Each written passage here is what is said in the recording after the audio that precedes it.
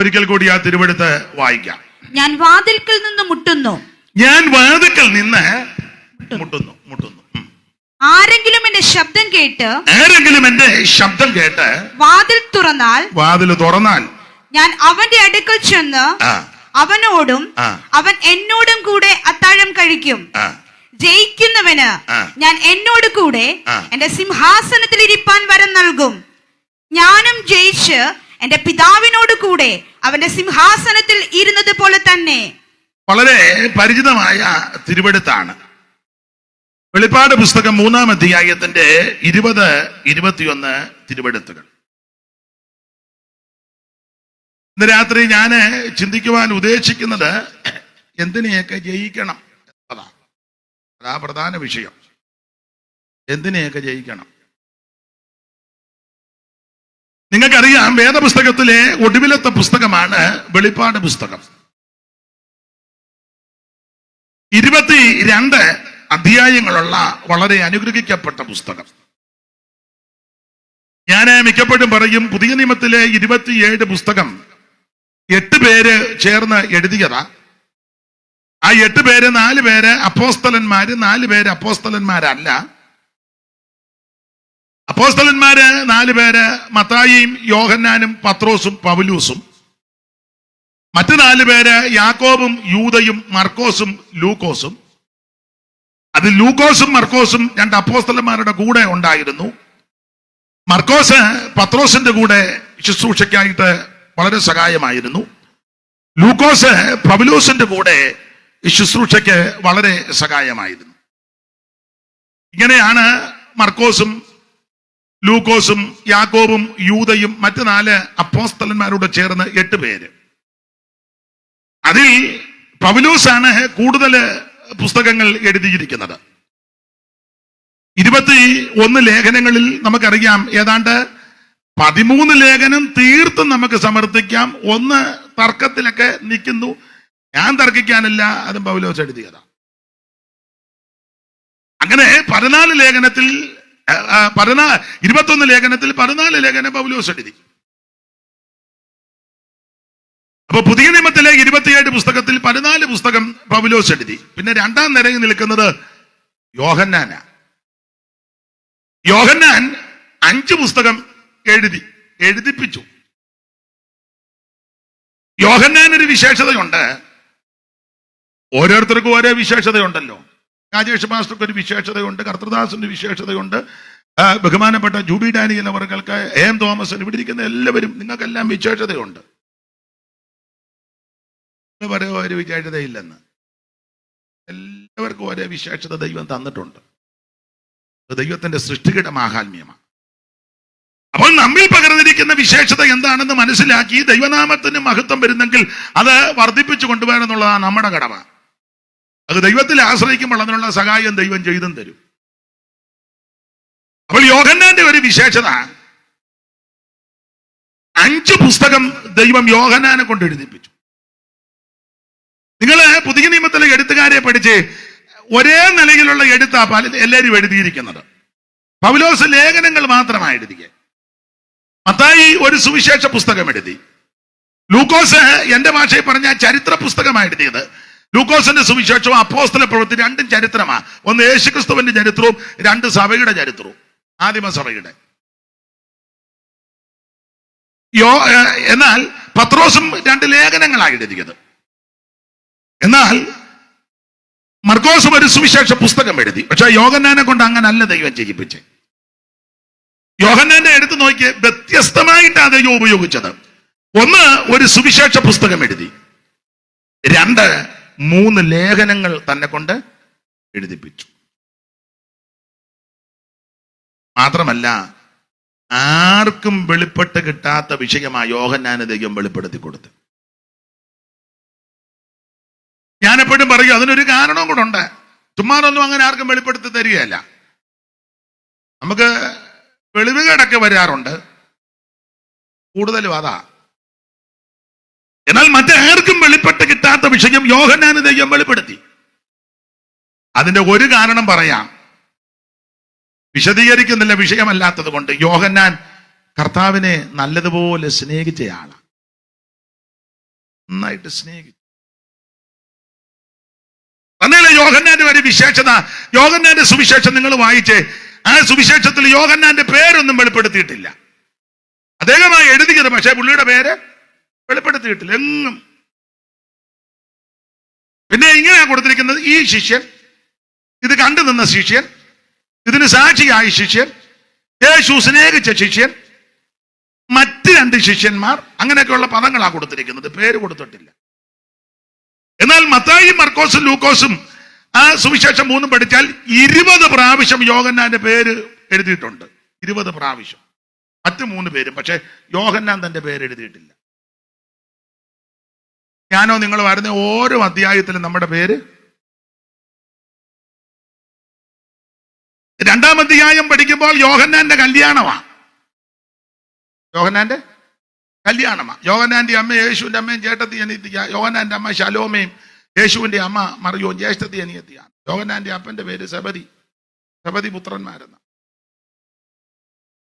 ഞാനോ നിങ്ങളോ ആ 2-ാം അധ്യായം എഴുതുകാരെന്ന് പറയണം, എന്റെ കല്യാണമായിരുന്നു 3-ാം നാള്, എന്റെ കസിനും ഉണ്ടായിരുന്നു. ഒന്നും ഇല്ലെങ്കിൽ നമ്മൾ എന്തെല്ലാം എഴുതി വെക്കുന്നത്.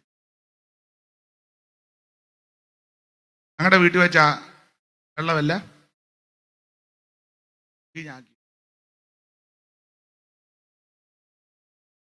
ആട്ടെ, പേരൊന്നും വെളിപ്പെടുത്തിയിട്ട് യോഹന്നാന്റെ എഴുത്ത്.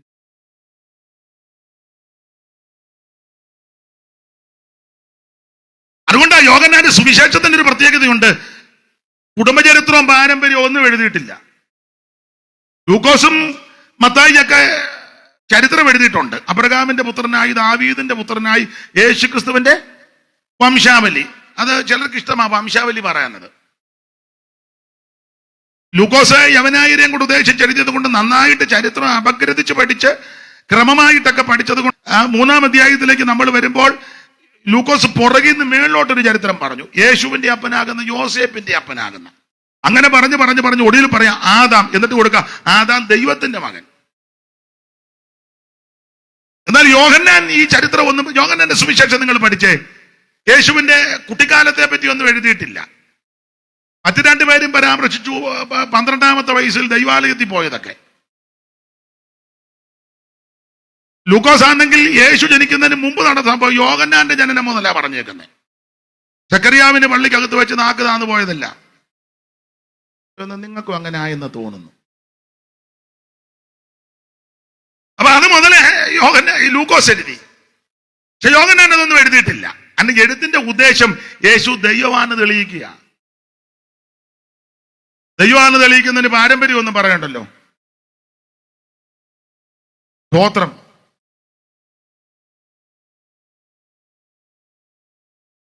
അതുകൊണ്ടാണ് 1-ാം വാക്യം വായിച്ച യോഹന്നാൻ 1:1. നിങ്ങൾക്ക് അറിവുള്ള വാക്യം 1:1 പെട്ടെന്ന് വായിച്ചു.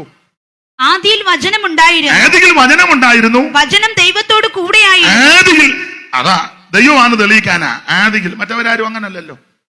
ആദിയിൽ വചനമുണ്ടായിരുന്നു, ആ വചനം ദൈവത്തോട് കൂടെയായിരുന്നു. അടുത്തത് വചനം ദൈവമായിരുന്നു. യോഹന്നാന്റെ സുവിശേഷത്തിലേക്ക് പ്രവേശിക്കാൻ ഒരു വാതിലാ 1:12. അവനെ കൈക്കൊണ്ട് അവന്റെ നാമത്തിൽ വിശ്വസിക്കുന്ന ഏവർക്കും ദൈവമക്കളാകുവാൻ അവൻ അധികാരം കൊടുത്തിരിക്കുക. മാത്രമല്ല യേശു വന്നത് എവിടുന്നാന്നും എന്തിനാ വന്നെന്നും ഇത് കഴിഞ്ഞ് എങ്ങോട്ടാ പോകുന്നെന്നും ക്ലിയർ ആയിട്ട് യോഹന്നാൻ എഴുതിയിട്ടുമുണ്ട്. എനിക്ക് തോന്നുന്നത് 16:28 തോന്നുന്നു. എത്തിക്കാനാ ഞാൻ ഒന്ന് നോക്കിയാ 16:28 വാക്യമാണ്. ഞാൻ പിതാവിന്റെ അടുക്കൽ നിന്ന് പുറപ്പെട്ട് ലോകത്തിൽ വന്നിരിക്കുന്നു. പിതാവിന്റെ അടുക്കൽ നിന്ന് പുറപ്പെട്ട്. എത്ര കൃത്യമായിട്ടാ യേശുവിനെ വെളിപ്പെടുത്തിയിരിക്കുന്നത്. എങ്ങാണ്ടീന്ന് വന്നെന്നോ എവിടെയോ വന്നെന്നല്ല. വളരെ പറ്റി പറഞ്ഞത് അപ്പച്ചൻ ജനിച്ചു, ആയിക്കോട്ടെ, അപ്പച്ചൻ എവിടുന്ന് വന്നെന്നൊന്നും എന്നില്ല.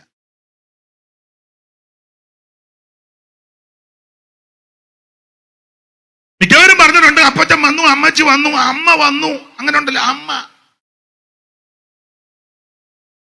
അമ്മ എവിടുന്നാ വന്നെന്നോ അപ്പച്ചൻ എവിടുന്നാ വന്നെന്നൊന്നും വ്യക്തമായിട്ട് എഴുതില്ല. പക്ഷെ യേശുവിനെ പറ്റി അങ്ങനല്ല, കൃത്യമായിട്ട് എഴുതിയിരിക്കുന്നു. ഒന്നുകൂടെ വായിച്ചേ. ഞാൻ പിതാവിന്റെ അടുക്കൽ നിന്ന് പുറപ്പെട്ടു. അവിടുന്നാ ഇങ്ങോട്ട് വന്നേ, അവിടുന്നാ വന്നേ. ഇറങ്ങി വന്നു, സ്വർഗമഹിമകൾ വെടിഞ്ഞു, ഏഴയ്ക്കു വേണ്ടി യേശുയാഗമായി. സ്വർഗം വിട്ടിറങ്ങി വന്നു, സ്വർഗമഹിമകൾ വെടിഞ്ഞു, ഏഴയ്ക്കു വേണ്ടി യേശുയാഗമായി.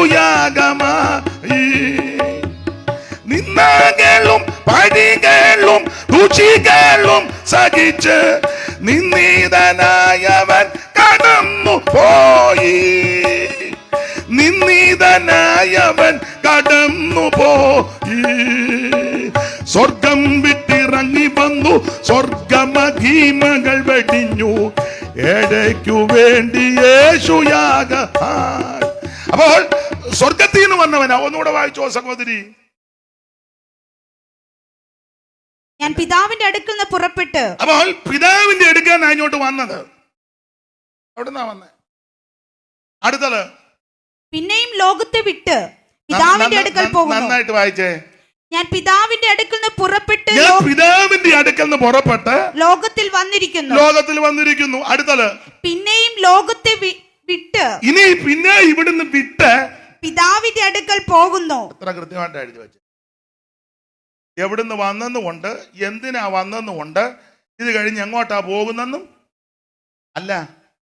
നമുക്കും ഇങ്ങനൊരു ഉറപ്പുണ്ടായിരിക്കണം. സ്വർഗത്തിൽ പോവോ? അതാണ് അതിന്റെ മര്യാദ.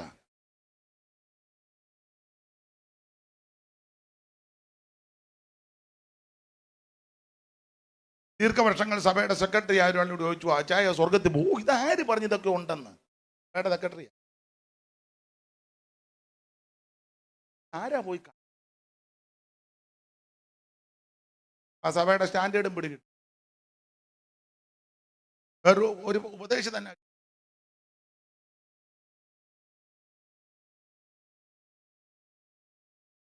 അപ്പൊ സ്വർഗത്തിൽ നിന്ന് വന്നു, പിതാവിന്റെ അടുക്കുന്ന പുറപ്പെട്ട് ഇവിടെ വന്ന് അവിടുന്ന് ശുശ്രൂഷകളെല്ലാം ചെയ്ത് തികച്ച് അങ്ങോട്ട് പോയി. ഒന്നുകൂടെ ഉറപ്പിക്കാൻ 14 പറഞ്ഞു, വരും, തനിക്കായി കാത്തു നിൽക്കുന്ന വിശുദ്ധന്മാരെ ചേർക്കാം. യോഹന്നാന്റെ എഴുത്തിന്റെ പ്രത്യേകതയൊക്കെ വളരെ വളരെ വിശേഷമാണ്. കാരണം നമുക്ക് നമ്മുടെ വിഷയം അതല്ലല്ലോ. അപ്പൊ യോഹന്നാൻ ഒരു സുവിശേഷ പുസ്തകം എഴുതി. അത് യേശു ദൈവമാണെന്ന് തെളിയിക്കുക. എഴുതിയതിന്റെ ഉദ്ദേശം എന്നാന്നുണ്ട്. ചെല്ലു പറയത്തില്ലേ, ചാകുന്നതിന് മുന്നേ 2 പുസ്തകം എഴുതിയേച്ചേ.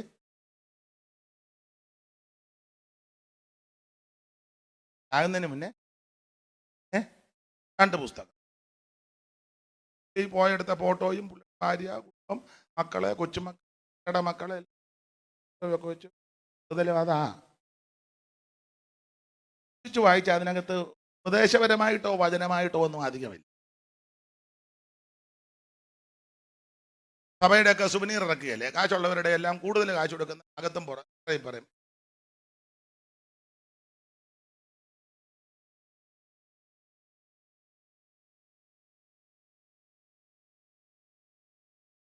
സ്തോത്രം ആട്ടെ. യോഹന്നാൻ എന്തിനാ ഇത് എഴുതി യോഹന്നാന്റെ എഴുത്തിന്റെ ഉദ്ദേശം ഉണ്ടല്ലോ. എഴുതിയത് എന്തിനാന്ന് 20:30 വായിച്ചേ സഹോദരി. ഈ പുസ്തകത്തിൽ എഴുതിയിരിക്കുന്നതല്ലാതെ മറ്റനേകം അടയാളങ്ങളും യേശു തന്റെ ശിഷ്യന്മാർ കാണുകയും ചെയ്തു. അടുത്തത്, എന്നാൽ യേശു ദൈവപുത്രനായ ക്രിസ്തു എന്ന് നിങ്ങൾ വിശ്വസിക്കേണ്ടതിനും വിശ്വസിച്ചിട്ട് അവന്റെ നാമത്തിൽ, അവിടുത്തെ നാമത്തിൽ നിങ്ങൾക്ക് ജീവൻ ഉണ്ടാകേണ്ടതിനും ഇത് എഴുതിയിരിക്കുന്നു. അതിന് എഴുത്തിന് ഉദ്ദേശമുണ്ട്. അതിനാ ഇത് എഴുതിയത്. ചുമ്മാ ഇരുന്ന് അങ്ങ് എഴുതുക, ഒരു ഉദ്ദേശം.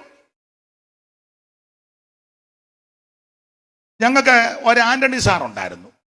ദൈവദാസന്മാര് പ്രസംഗിക്കും, പുള്ളി എഴുതും നന്നായിട്ട് എഴുതും, നോക്കത്തില്ല, ഇങ്ങനെ അങ്ങ് എഴുതുക.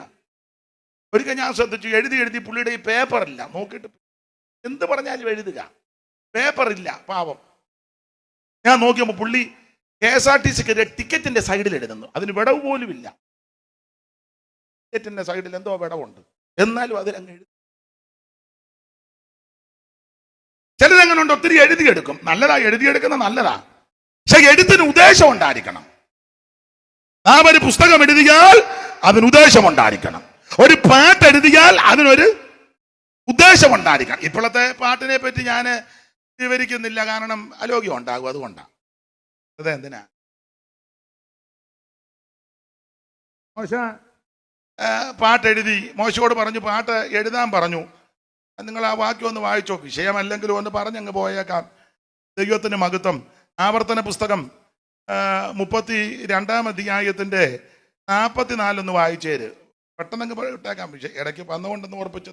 അനന്തരം മോശയും നൂന്റെ മകനായ യോശുവയും വന്ന് ഈ പാട്ടിന്റെ വചനങ്ങളൊക്കെയും ജനത്തെ ചൊല്ലി കേൾപ്പിച്ചു. അപ്പൊ പാട്ടിന്റെ വചനങ്ങളൊക്കെയും, പാട്ടിനകത്ത് വചനം ഉണ്ടായിരിക്കണം. വചനമില്ലാത്ത പാട്ട് ക്രിസ്തീയ പാട്ടിന്റെ കാര്യമാ, ആത്മീക ഗീതങ്ങളുടെ കാര്യമാ. വചനമില്ലാത്ത പാട്ട് പാട്ടല്ല, അത് പാടരുത്. ട്യൂണൊക്കെ നല്ലതായിരിക്കും, സ്വരമൊക്കെ നല്ലതായിരിക്കും. ഈ സംഗീതക്കാരുടെ ഭാഷയൊന്നും എനിക്കറിയത്തില്ല, അവരൊക്കെ പഠിച്ചവരാ. സംഗതി ഇല്ലേ,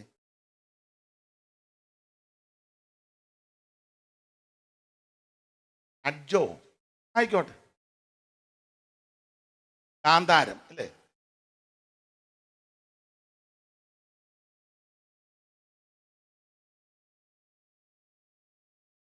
രാഗങ്ങളുമൊക്കെ ചിട്ടപ്പെടുത്തിയ പാടുന്നത്. മേളകർത്താരാഗം അങ്ങനല്ലേ പറയുന്നത്, മേളകർത്താരാഗം എത്രയാ ആട്ടെ, നമ്മളിപ്പോ അതെല്ലാം പറഞ്ഞു.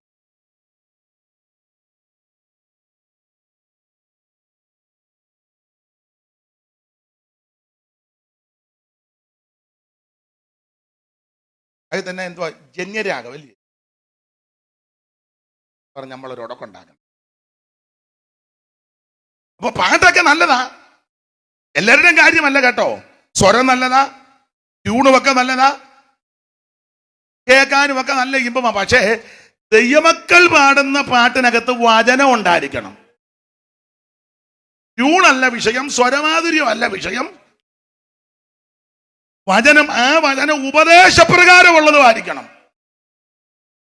ഒരു വാക്യവും കൂടെ വായിച്ചു. ഒരു തള്ള പറഞ്ഞ പോലെ, മാമി നരകത്തില എന്നാ കുറിച്ചിയും കൂടെ ചുട്ടേക്കാന്ന് പറഞ്ഞ പോലെ. 31:30 വായിച്ച ആവർത്തനം. അങ്ങനെ മോശ ഇസ്രായേലിന്റെ സർവ്വസഭയെയും ഈ പാട്ടിന്റെ വചനങ്ങളൊക്കെയും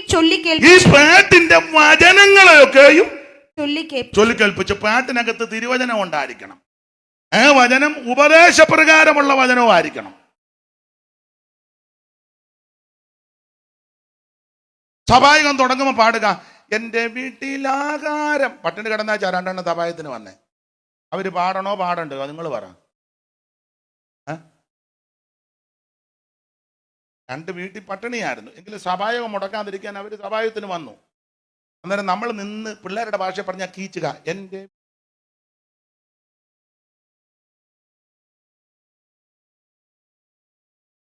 ഉടനെ അടുത്ത പുള്ളി ചേർന്ന് പാടിയട്ടെ, വായ്പ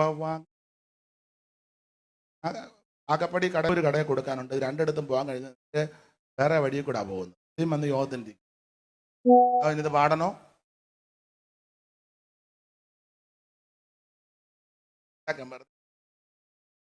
വെള്ളം കൺവെൻഷൻ ഒടുവിൽ അടിക്കുണ്ടാക്കി പിരിഞ്ഞ നാട്ടിനകത്ത് കേട്ടോ. പേരൊന്നും പറഞ്ഞില്ല. ഒരു സഭ, ഒരു നമ്മുടെ കൂട്ടത്തിൽ നിന്ന് സഭ, അവര് ഒന്നാമത്തെ കാര്യം ആരാ പാട്ടെഴുതിയെന്ന് അവർ പറയുകയല്ല, പറയത്തില്ല. ഇനി അഥവാ പാട്ട് കർത്താവ് തന്ന പാട്ടാന്ന് പറഞ്ഞ് അങ്ങോട്ട് ചെന്നാൽ അതുങ്ങൾ പാടിപ്പിക്കത്തുമില്ല. അപ്പച്ചാ എനിക്കൊരു പാട്ട് ദൈവം തന്ന അപ്പച്ചൻ പറഞ്ഞുകൊണ്ട് അപ്പച്ചനത് നോക്കി സെൻറ്ററിൽ അയച്ചു. സെൻറ്ററുകാരത് നോക്കി ഒക്കുന്നൊക്കെ ചിലപ്പം മെയിൻ സ്ഥലത്തോട്ടൊന്ന് അയച്ച്, അപ്പം അവർ ചുമതലപ്പെട്ടവരുണ്ട്, നടത്തിപ്പുകാർ, അവർ നോക്കും കൊടുത്തത്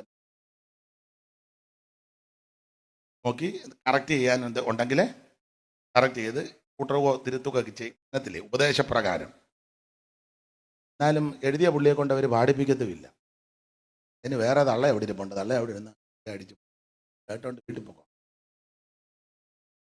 ആരാ എന്തുവാന്നൊക്കെ ചിലർക്ക് ഇപ്പം പിടികിട്ടി കാണും.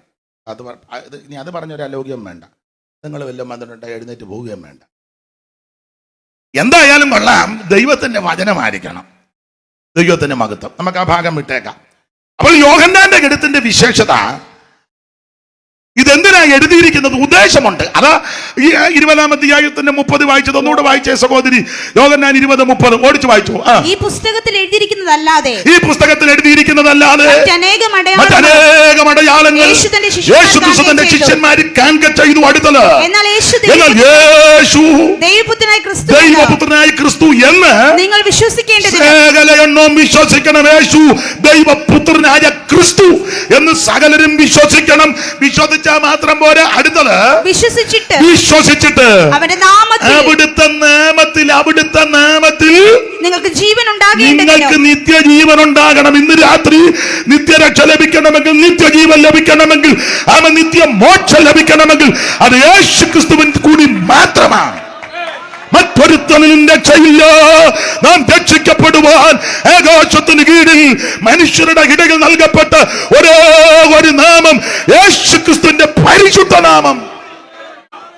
അനിലും ഭൂമിയിലും മേലായ നാമം വന്നിതമല്ല നാമമത്. വാനിലും ഭൂമിയിലും മേലായ നാമ വന്നിത വല്ലഭ നാമമത്. ദൂതർ വാഴ്ത്തി പുകഴ്ത്തിടും നാമമത്. ദൂതർ വാഴ്ത്തി പുകഴ്ത്തിടും. ഓ യേശുവിന്റെ തിരുനാമത്തിന് എന്നുമെന്നും സ്തുതി സ്തോത്രമേ. യേശുവിന്റെ തിരുനാമത്തിന് ഇന്നുമെന്നും സ്തുതി സ്തോത്രമേ.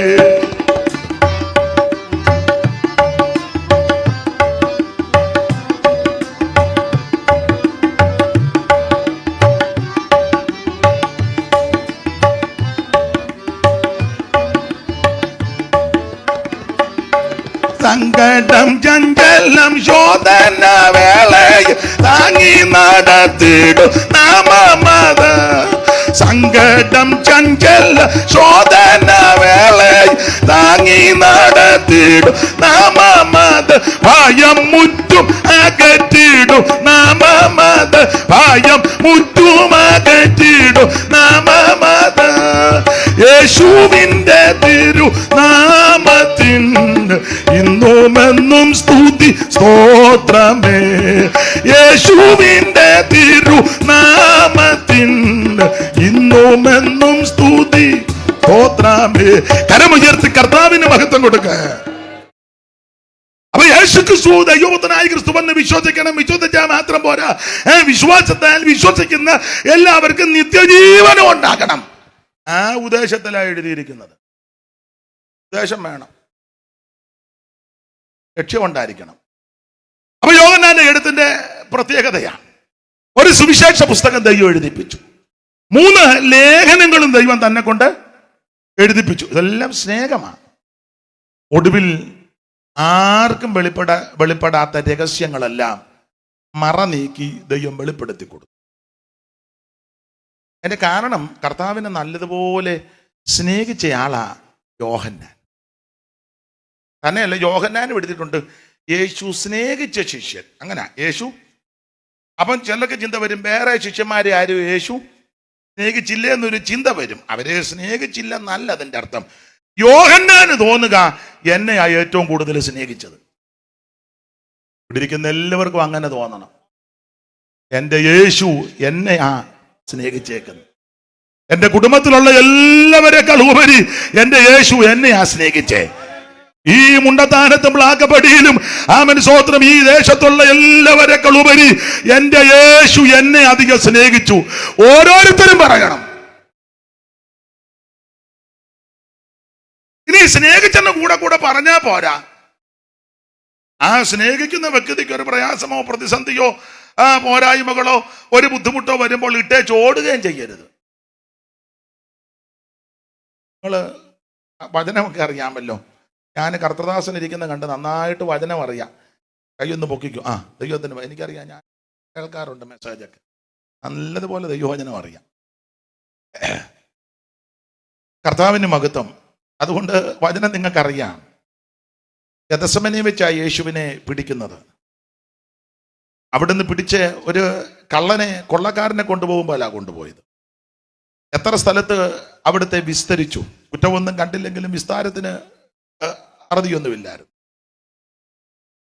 ഒടുവിൽ മുൾക്കിരീടധാരിയായി, മുഖത്തെ രോമമെല്ലാം പിടിതെടുക്കപ്പെട്ടവനായി, മുതുക് ഉടവുചാല് പോലെ നീളത്തെ കീറപ്പെട്ടവനായി, കന്നത്തടിയച്ച് കണ്ണും കുടിക്കെട്ടി കന്നത്തടിച്ച് കാർക്കിച്ച് തുപ്പി ഈ നിന്ന അപമാനമെല്ലാം സഹിച്ച്, പങ്കപ്പാടുകളെല്ലാം സഹിച്ച്, ഇങ്ങനൊരു വാക്യമുണ്ട്, പരിഹസിച്ച് തീർന്ന ശേഷം അവിടുത്തെ ക്രൂശിക്കാനായിട്ട് കൊണ്ടുപോവുക. അങ്ങനെ നടന്നും വീണും വേച്ചും വിറച്ചും ഈ മരക്കഷണവും പേറിക്കൊണ്ട് അവിടുന്ന് ആ കുന്നിൽ ചെന്നു. എനിക്ക് തോന്നുന്നു TKS ഒരു പാട്ടിന്റെ വരിയാണ്, TKS ആണെന്ന് തോന്നുന്നു. സകതാപമൊരുത്തനും ഇല്ലവനിൽ, സകകാരികൾ ഒരുവരും ഇല്ലരികിൽ. സകതാപം ഒരുത്തനും ഇല്ലവനിൽ, സകകാരികൾ ഒരുവരും ഇല്ലരികിൽ. സർവേശ്വരനും കൈവിട്ടതു ദാരുണമോത്ത പാപികളാ നരർ. മോനെ, നിങ്ങൾക്ക് ആ പാട്ട് അറിയത്തില്ല?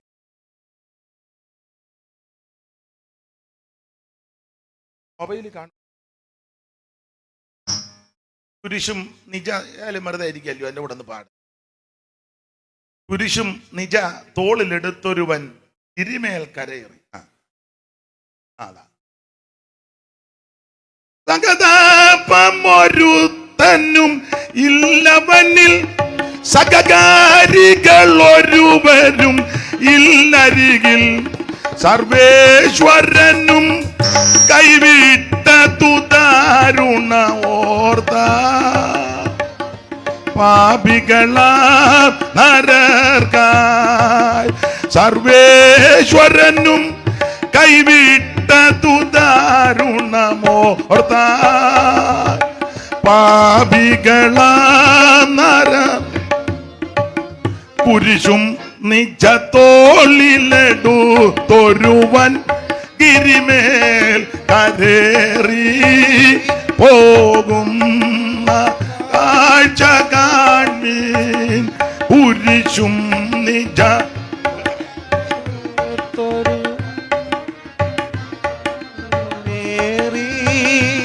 പോകുന്ന കാഴ്ച കാൺമാ. കുരിശും നിജ തോളിലെടുത്തൊരുവൻ ഗിരിമേൽ കരേറി പോകുന്ന കാഴ്ച കാൺമീൻ. നരകാഗ്നിയതിൽ നരരാകുലരായി എരിയാനിടയാകരുതായതിനായി. നരകാഗ്നിയതിൽ നരരാകുലരായി എരിയാനിടയാകരുതായതിനാൽ. ചൊരിയുന്നവനിൽ ദുരിതങ്ങള ശേഷവുമീശൻ കാരുണ്യമേതുമന്നേ. കുരിശും നിജ തോളിലെടുത്തൊരുവൻ ഗിരിമേൽ കരേറി പോകുന്ന കാഴ്ച കാൺമീൻ. അത് ദീർഘമാക്കുന്നില്ല. അപ്പോൾ ഇങ്ങനെ പങ്കപ്പാടുകളും വ്യതകളും പീഡകളും സഹിച്ച് ആമേൻ മനുഷ്യവർഗത്തെ രക്ഷിക്കുവാൻ അവിടുന്ന് വ്യതകൾ സഹിച്ച് ആമേൻ ക്രൂശിന്മേൽ കയറി ഇരുമ്പാളുകളാൽ അവിടുന്ന് തൂങ്ങപ്പെട്ട് കിടക്കുക. ആ ഭാഗമൊക്കെ നിങ്ങൾക്കറിയാം.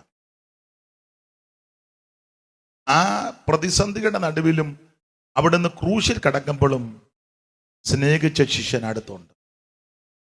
അതാ സ്നേഹം, അതാ സ്നേഹം. അവിടുന്ന് വേദന അനുഭവിക്കുമ്പോൾ ആണിയിൽ തറക്കപ്പെട്ട് കുരിശിൽ കിടക്കുമ്പോഴും സ്നേഹിച്ച ശിഷ്യൻ കുരിശിന്റെ ചുവട്ടിലുണ്ട്. ഇതാ ശരിയായ സ്നേഹം. ഞാൻ നിങ്ങൾ ആണി എടുക്കുമ്പോഴേ നമ്മുടെ സ്വന്തം കാര്യം നോക്കി വേണേ ഒരു ആണിയും കൂടെ കൊടുത്തേച്ചു ഇതോടെ അങ്ങടി ആണി അടിക്കേ. അങ്ങനെയൊക്കെ ആണി അടിക്കുന്നത് ഒത്തിരി ആണി അടിച്ചവർ ഇതിനകത്ത് ഇരിപ്പുണ്ട്. അന്യോന്യമേ അടി കൊണ്ടവരും ഒക്കെ ഇതിനകത്ത് ഇരിപ്പുണ്ട്. നിങ്ങൾ അലോഗ്യം ഉണ്ടാക്കണ്ട, അതുപോലൊക്കെ അങ്ങ് പിരിഞ്ഞ് പോയാൽ മതി. ഓരോരുത്തരും വിളിച്ചു ചോദിക്കും എൻ്റെ സത്യമായി. യോഹന്നാൻ അങ്ങനല്ല, ഏ സമയത്തും കുരിശിന്റെ ചുവട്ടിലുണ്ട്. അപ്പൊ കർത്താവിന് മനസ്സിലായി എന്നെ സ്നേഹിക്കുന്നു. അതുകൊണ്ട് ഞാൻ പറയാനുണ്ട്, കർത്താവ് യോഹന്നാനെ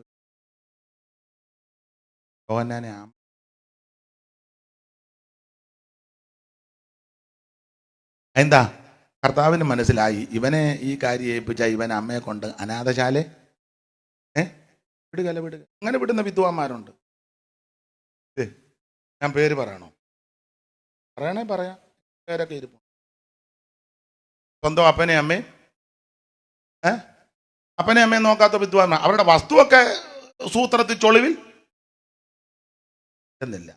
എന്നെ ഇങ്ങനെ തുറച്ചു നോക്കുന്നു. തന്തയും തള്ളയും ഉണ്ടാക്കിയ വസ്തു കൈക്കലാക്കാൻ നല്ല മിടുക്കും. എനിക്കറിയാം, നമ്മുടെ കൂട്ടത്തിലുള്ളൊരു പാസ്റ്ററാ, പേരൊന്നും പറയുന്നില്ല, പറഞ്ഞാൽ ചിലപ്പോൾ അറിയാം, ചിലപ്പോൾ നല്ല അറിയാം. ഇളയ മകന് മൂത്ത മകൻ്റെ വീട്ടിലാ അമ്മച്ചി കിടന്ന് ആ അമ്മാമ്മ നന്നായിട്ട് ശുശ്രൂഷിച്ചു. മൂത്ത മകൻ പ്രഗത്ഭനായ ഒരു കർത്തൃദാസനാ. അദ്ദേഹം അടുത്ത കാലത്താണ് മരിച്ചു പോയത്. 2-3 സഹോദരന്മാര്, 1, 2, 3 ആണുങ്ങളാണ്. അതിൽ മൂത്തയാൾ മരിച്ചു. ആ മരിച്ച കർത്തൃദാസൻ സ്വന്തം തള്ളെ ആ ഫെയ്ത്ത് ഹോമിൽ കൊണ്ടുചെന്ന് നന്നായിട്ട് നോക്കി ശുശ്രൂഷിച്ചു. ഇതുപോലെ ശുശ്രൂഷിച്ചു. ഞാൻ കൂടെ ഇപ്പം അമ്മയെ ശുശ്രൂഷിക്കുന്ന കണ്ടിട്ടുണ്ട്. കർത്തൃദാസി പ്രായമുണ്ടെന്നാലും ശുശ്രൂഷിക്കും. നടുവത്തെ മകൻ ആ ഏരിയയിലോട്ട് പോകുകയില്ല. അമ്മയ്ക്ക് സീരിയസ് ആണെന്ന് പറഞ്ഞപ്പോൾ എന്നെയും കൂടെ വിളിച്ചു. എന്നോട് പറഞ്ഞ അമ്മച്ചി കൂടുതലാവുന്നു കാണുന്നേ. ഞാനും ചെന്ന് കാണാൻ ചെന്നപ്പം ദീർഘനാളുകളായിട്ട് അമ്മയെ ശുശ്രൂഷിച്ച കർത്തൃദാസനും അമ്മാമ്മയും വെളിയിൽ. അമ്മയ്ക്ക് ഇടയ്ക്ക് വന്ന് വെള്ളം പോലും കൊടുക്കാത്ത വാഷറും ഭാര്യയെ അടുത്ത്, കാരണം ജീവൻ പോകാൻ പോവാ. അപ്പം ഇവർ വേണം കൊടുത്ത്. അപ്പം ഞാൻ മൂത്ത പുള്ളിയോട് ചോദിച്ചു, ഞാനുള്ളതൊക്കെ എന്തെങ്കിലും കൊടുത്ത്. വലിയ വിദ്വാന്മാരുണ്ട്. നിങ്ങളെന്നാ എല്ലാവരും പമ്മിയിരിക്കുന്നേ? അപ്പൻ്റെ അമ്മയുടെ വസ്തുവും സ്വത്തുമൊക്കെ അടിച്ചു മാറ്റാനും അത് സൊളിവിലെടുക്കാൻ നല്ല വിരുദുള്ള ആൾക്കാരുണ്ട്. പക്ഷെ അവര് അന്വേഷിക്കുന്ന കാര്യം വരുമ്പം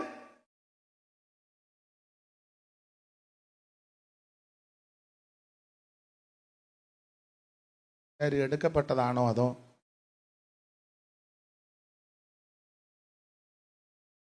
ഞാനെപ്പോഴും പറയും, 5-6 മക്കളുള്ള അമ്മയും അപ്പനും അയ്യോ മക്കൾ 5-6 ഉണ്ട്, എന്നാൽ എങ്ങോട്ടേലും ഒക്കെ വിട്ട് വളർത്താം, അങ്ങോട്ട് കൊടുക്കുക, ഇങ്ങോട്ട് 2 എണ്ണത്തിനെ അവിടോട്ട്. ഇല്ലില്ല, 6 എണ്ണത്തിനെ 7 എണ്ണത്തിനെ 8 എണ്ണത്തിനെയൊക്കെ അവർ തന്നെയാണ് വളർത്തിയത്, വെച്ച് മാറ്റിയില്ല. പക്ഷെ മക്കൾക്കൊക്കെ ഇപ്പം അമേരിക്ക പണവും ഗൾഫ് പണവും പേർഷ്യ പണവും ഒക്കെ വന്ന് അത് കുഴപ്പമില്ല. ഇപ്പം പിള്ളേരും ഒക്കെ ചുറ്റുപാടും വീടും ചുറ്റുപാടും ഒക്കെ ഇഷ്ടം പോലെ സ്വത്തായപ്പോ ഇപ്പൊ 8 മക്കളും കൂടി അപ്പനെ അമ്മയെ അങ്ങോട്ടും ഇങ്ങോട്ടും തട്ടുക. നീ 1 മാസം നോക്ക, മറ്റവൻ 1 മാസം നോക്ക, ഒക്കുന്നെങ്കിൽ ഞാൻ 1 മാസം വന്ന് നോക്കാം. എൻ്റെ വീട്ടിൽ നിർത്താൻ ഒക്കത്തില്ല, കാരണം അവർക്ക് ഇഷ്ടമല്ല. പുള്ളി ഇച്ചിരി കഞ്ഞി കുടിച്ചെങ്കിലും കിടക്കണമല്ലോ എന്ന് ഓർത്താം. അല്ല, അപ്പനും അമ്മ ഇതിങ്ങനെ ചെയ്തില്ലല്ലോ. നിങ്ങൾക്ക് ഇങ്ങനെയുള്ള പ്രസംഗം ഇഷ്ടമല്ല, ഞാനും താഴോട്ട് ആയിരിക്കും. നോക്കട്ടെ,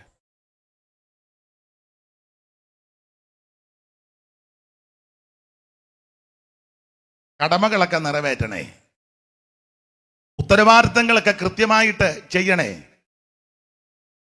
ധാർമ്മിക ഉത്തരവാദിത്തങ്ങളുണ്ട് സമൂഹത്തോടും മാതാപിതാക്കളോടും ഭർത്താവിനോടും ഭാര്യയോടും കുഞ്ഞുങ്ങളോടും സഹജീവികളോടും ഒക്കെ ഉണ്ട്. അതൊക്കെ എല്ലാം പൂർണ്ണതയിൽ ഒത്തില്ലെങ്കിലും ഏറെക്കുറെ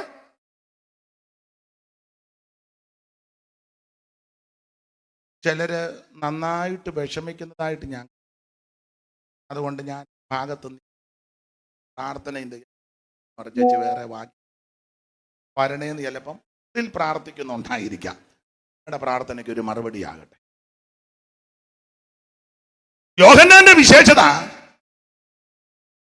അവിടുന്ന് പങ്കപ്പാട് സഹിച്ച് ക്രൂശിൽ കിടക്കുമ്പോഴും കുരിശിന്റെ ചവിട്ടിന്ന് പോയില്ല. അതാ സ്നേഹം. അതുകൊണ്ട് യേശുവിന് മനസ്സിലായി, അമ്മയെ ഏൽപ്പിച്ചു കൊടുത്താൽ ഇട്ടേച്ച് പോകത്തില്ല. അടുത്ത വാക്യത്തിലുണ്ടല്ലോ, അവൻ അവളെ വീട്ടിൽ തന്നെ എങ്ങും വിട്ടില്ല. വേദപഠിതാക്കൾ പറയുന്നത് യോഹന്നാന് കവർണ്ണഭൂമിയിലുമൊക്കെ വീടുണ്ടായിരുന്നു, പട്ടണത്തിൽ വീടുണ്ടായിരുന്നു. വെറുതെ ഒരു മീൻപിടുത്തക്കാരനല്ല, ഉള്ള മീൻപിടുത്തക്കാരനായിരുന്നു. കാരണം കൂലിക്കാരെ വിട്ടേച്ചെന്നൊരു വാദമുണ്ട്. അപ്പൊ കൂലിക്കാരെ വെച്ച് അവിടെ ഇപ്പോഴത്തെ മനസ്സിലാകുന്ന തരകനായിരുന്നു. അതല്ല, പൊതുജനത്തിനിടയിൽ വലിയ സ്വാധീനമുണ്ട്. ചൂണ്ടയായിട്ട് നടക്കുകയല്ല, സ്വാധീനമുണ്ട്. സ്വാധീനത്തിന്റെ ഒരു തെളിവാ, യേശുവിനെ വിസ്തരിക്കാനായിട്ട് മഹാപുരോഹിതന്റെ അരമനയ്ക്കകത്ത് കൊണ്ടുപോയി യോഹന്നാൻ അകത്ത് കയറി, പീറ്ററിന് കയറാൻ പറ്റുന്നില്ല. മഹാപുരോഹിതന്മാരുമൊക്കെ ആയിട്ട് വലിയ സ്വാധീനമുണ്ട്. അതുകൊണ്ട് യോഹന്നാൻ ഒരു ബാലിക്കാണ്ട് പറഞ്ഞ് പീറ്ററിനെ ഇങ്ങോട്ട്. തന്നെയല്ല, യോഹന്നാൻ ആദ്യം ഇവർക്ക് യേശു ഇട്ടൊരു പേര് പാടുന്നത് ഈളെന്നാണ്.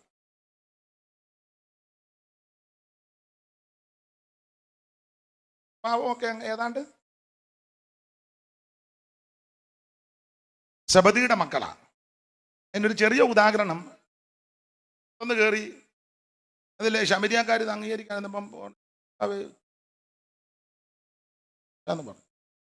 ഭർത്താവ് ചോദിച്ചു, നിങ്ങളെ പിന്നിരിക്കെ വന്ന് ചോദിച്ചു, കർത്താവ് ഏലിയാവ് ചെയ്തോട്ടെ. പിന്നെ ഇച്ചിരി മയം വന്ന് ആദ്യം കത്തിക്കാന്ന് പറഞ്ഞു. കുറച്ച് നാൾ യേശുവിൻ്റെ കൂടെ നടന്നപ്പം പിന്നെ പറഞ്ഞു ചെയ്തോട്ടെ എന്ന് ചോദിച്ചു. കുറച്ചൊക്കെ വ്യത്യാസം വന്നു. അതല്ല, ഒരല്പം സ്ഥാനമൊക്കെ കിട്ടിയാൽ കൊള്ളാന്നുള്ള ചിന്ത ഉണ്ട്. ഇവര് ആദ്യം വന്ന് പറഞ്ഞു, യേശുവെ ഞങ്ങൾക്ക് അപ്പുറം ഇപ്പുറം ഇരിക്കാൻ.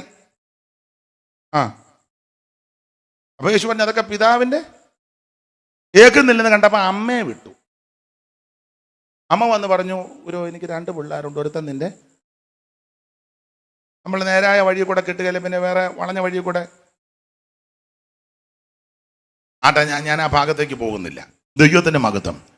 നന്നായിട്ട് സ്നേഹിച്ച ആളാ യോഹന്നാൻ യേശുവിനും അത് ബോധ്യപ്പെട്ടു. അതുകൊണ്ട് മറ്റ് ശിഷ്യന്മാർക്ക് ലഭിക്കാത്ത പലതും യോഹന്നാന് ദൈവം കൊടുത്തു. ഒരു സുവിശേഷ പുസ്തകം എഴുതിച്ചു, 3 ലേഖനങ്ങൾ അദ്ദേഹത്തെ കൊണ്ട് എഴുതിപ്പിച്ചു. ആർക്കും വെളിപ്പെടാത്ത വിഷയവും മാത്രമാണ്. എൻ്റെ ഭാഷയെ പറയുകയാ, മറ്റാർക്കും ലഭിക്കാത്തത് കിട്ടിയതിന് ഒരു തെളിവ് വെളിപ്പാട് 4:1 വായിച്ചേ. വെളിപ്പാട് പുസ്തകം 4-ാം അധ്യായത്തിന്റെ 1. അനന്തരം സ്വർഗത്തിൽ ഒരു വാതിൽ തുറന്നിരിക്കുന്നത് ഞാൻ കണ്ടു. കാഹളനാദം പോലെ എന്നോട് സംസാരിച്ചു കേട്ട ആദ്യത്തെ ശബ്ദം എന്നോട്, ഇവിടെ കയറി വരിക. ഇവിടെ കയറി വരാൻ പറഞ്ഞു. കണ്ടോ, മറ്റേ ഒരു അപ്പോസ്തലന്മാർക്കും ശിഷ്യന്മാർക്കും ലഭിക്കാത്തതാ ഇനി കയറി വരാൻ. പൗലോസ് 3-ാം സ്വർഗത്തോളം എടുക്കപ്പെട്ടു. അത് ശരീരത്തോടോ ശരീരം കൂടാതെ അറിയുന്നില്ല, കർത്താവ് അറിയുന്നു. പക്ഷെ ഇവിടെ യോഹന്നാൻ പറയാ, ഇനി കയറി വരാൻ. ഇവിടെ കയറി വരുവിനെന്ന് ദൈവശബ്ദം കേൾ, അതിനു വേണ്ടി ഉണർന്നു നീ ഒരുങ്ങിടുന്നുവോ. ഇവിടെ കയറി വരുവിനെന്ന ഒരുങ്ങി നീ ഉണർന്നിടുന്നുവോ.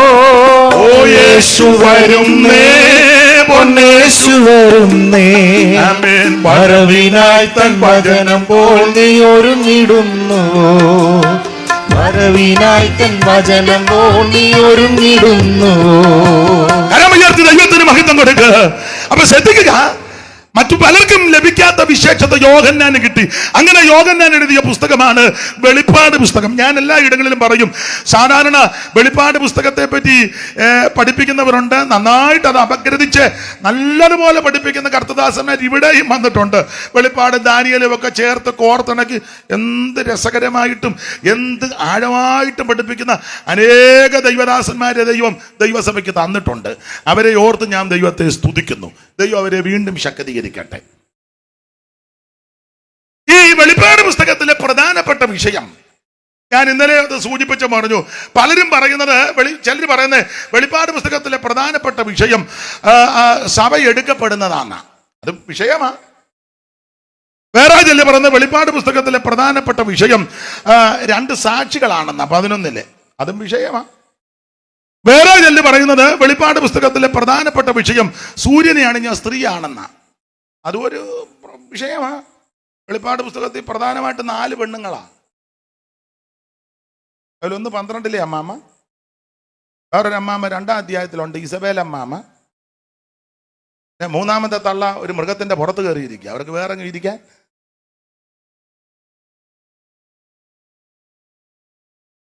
ഈ 3 പെണ്ണുങ്ങളും പരിവക്കേടാ. എന്നാൽ 19 സ്ത്രീയെ പറ്റിയുള്ളത് കുഞ്ഞാടിന്റെ കാന്തയായ,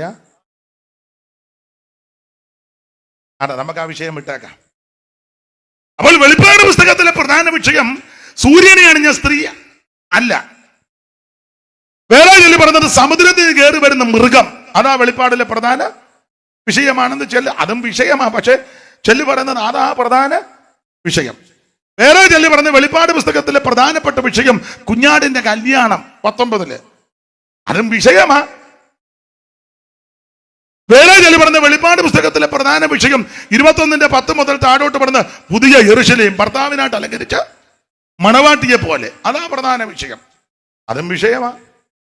വേറെ ചൊല്ലി പറഞ്ഞ വെളിപ്പാടിലെ പ്രധാന വിഷയം ജീവജല നദിയും അതിന്റെ 2 കരയും വൃക്ഷങ്ങൾ, ഓരോ ഫലം.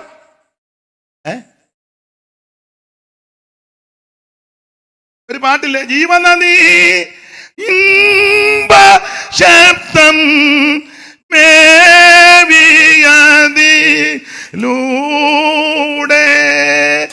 ജീവനദി ഇമ്പ ശബ്ദം മേവിയതിലൂടെ.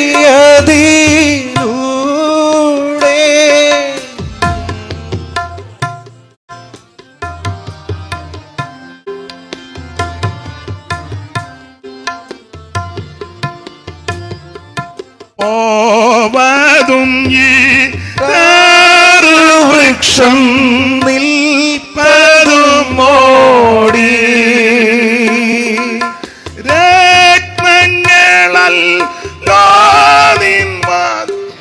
പൊന്നും മാണിക്യങ്ങൾ,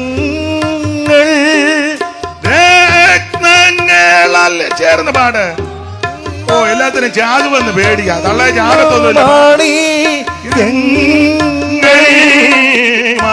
12 നിൻ വാതിലുകളും മിന്നുമുത്തല്ലോ, 12 നിൻ വാതിൽകളും മിന്നും മുത്തല്ലോ.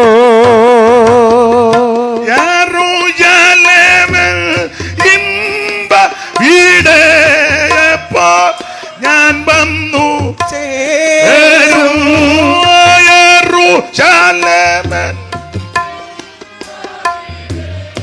എപ്പോൾ ഞാൻ വന്നു ചേരും ധരണിയിലെ പാടും കേടും എപ്പോഴിങ്ങൊഴിയും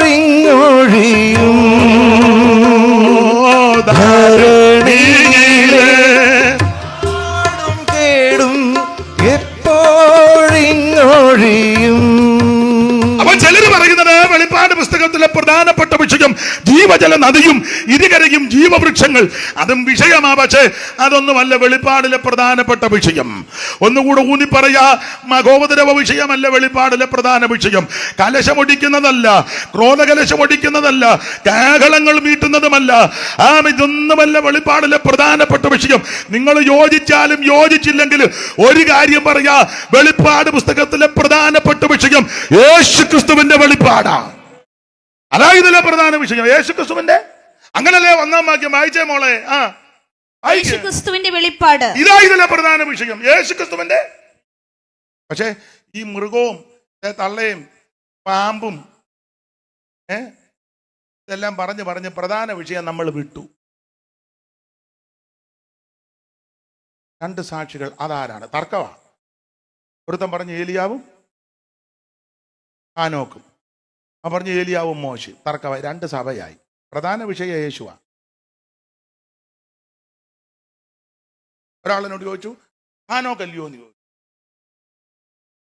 ഹാനോക്കല്ലേ പിന്നെ താനാണോ? എന്നോട് ചോദിക്കുക. എന്നോട് ഹാനോക്കല്ലെങ്കിൽ പിന്നെ താനാണോ എന്ന്. പുള്ളി അങ്ങ് ചൂടാകുക. ഞാൻ പറഞ്ഞു ഹാനോക്കുമല്ല, താനുമല്ല, ഞാനുമല്ലെന്ന് പറഞ്ഞു. പുള്ളി പുസ്തകം വെച്ച് ഇറങ്ങിപ്പോയി. ഞാൻ ഇനി ഈ യോഗത്തിൽ ഇരിക്കുന്നില്ലെന്ന്. ഹാനോക്കല്ലെങ്കിൽ. ഞാൻ തീർത്ത് പറഞ്ഞ സംശയമാണ് ഇപ്പം നിൽക്കുന്നത്. ഞാനിതെല്ലാം കണ്ടേച്ച് വരികയാണെങ്കിൽ ഓരോ തർക്കങ്ങളാ. ലോത്തിന്റെ ഭാര്യയുടെ പേര് അതെന്തിനാ ഇവൻ തപ്പി കിടക്കുന്നേ?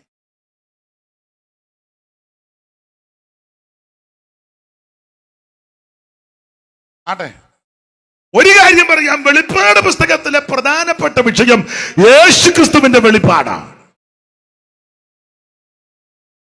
ഞാൻ എപ്പോഴും പറയുന്നൊരു സംഭവം ഒന്നുകൂടെ പറയാം. ഞങ്ങൾക്ക് ഇഷ്ടപ്പെട്ട ഒരു അച്ചായന്റെ വീട്ടിൽ ചെന്നു, പാപ്പച്ചായന്റെ വീട്ടിൽ.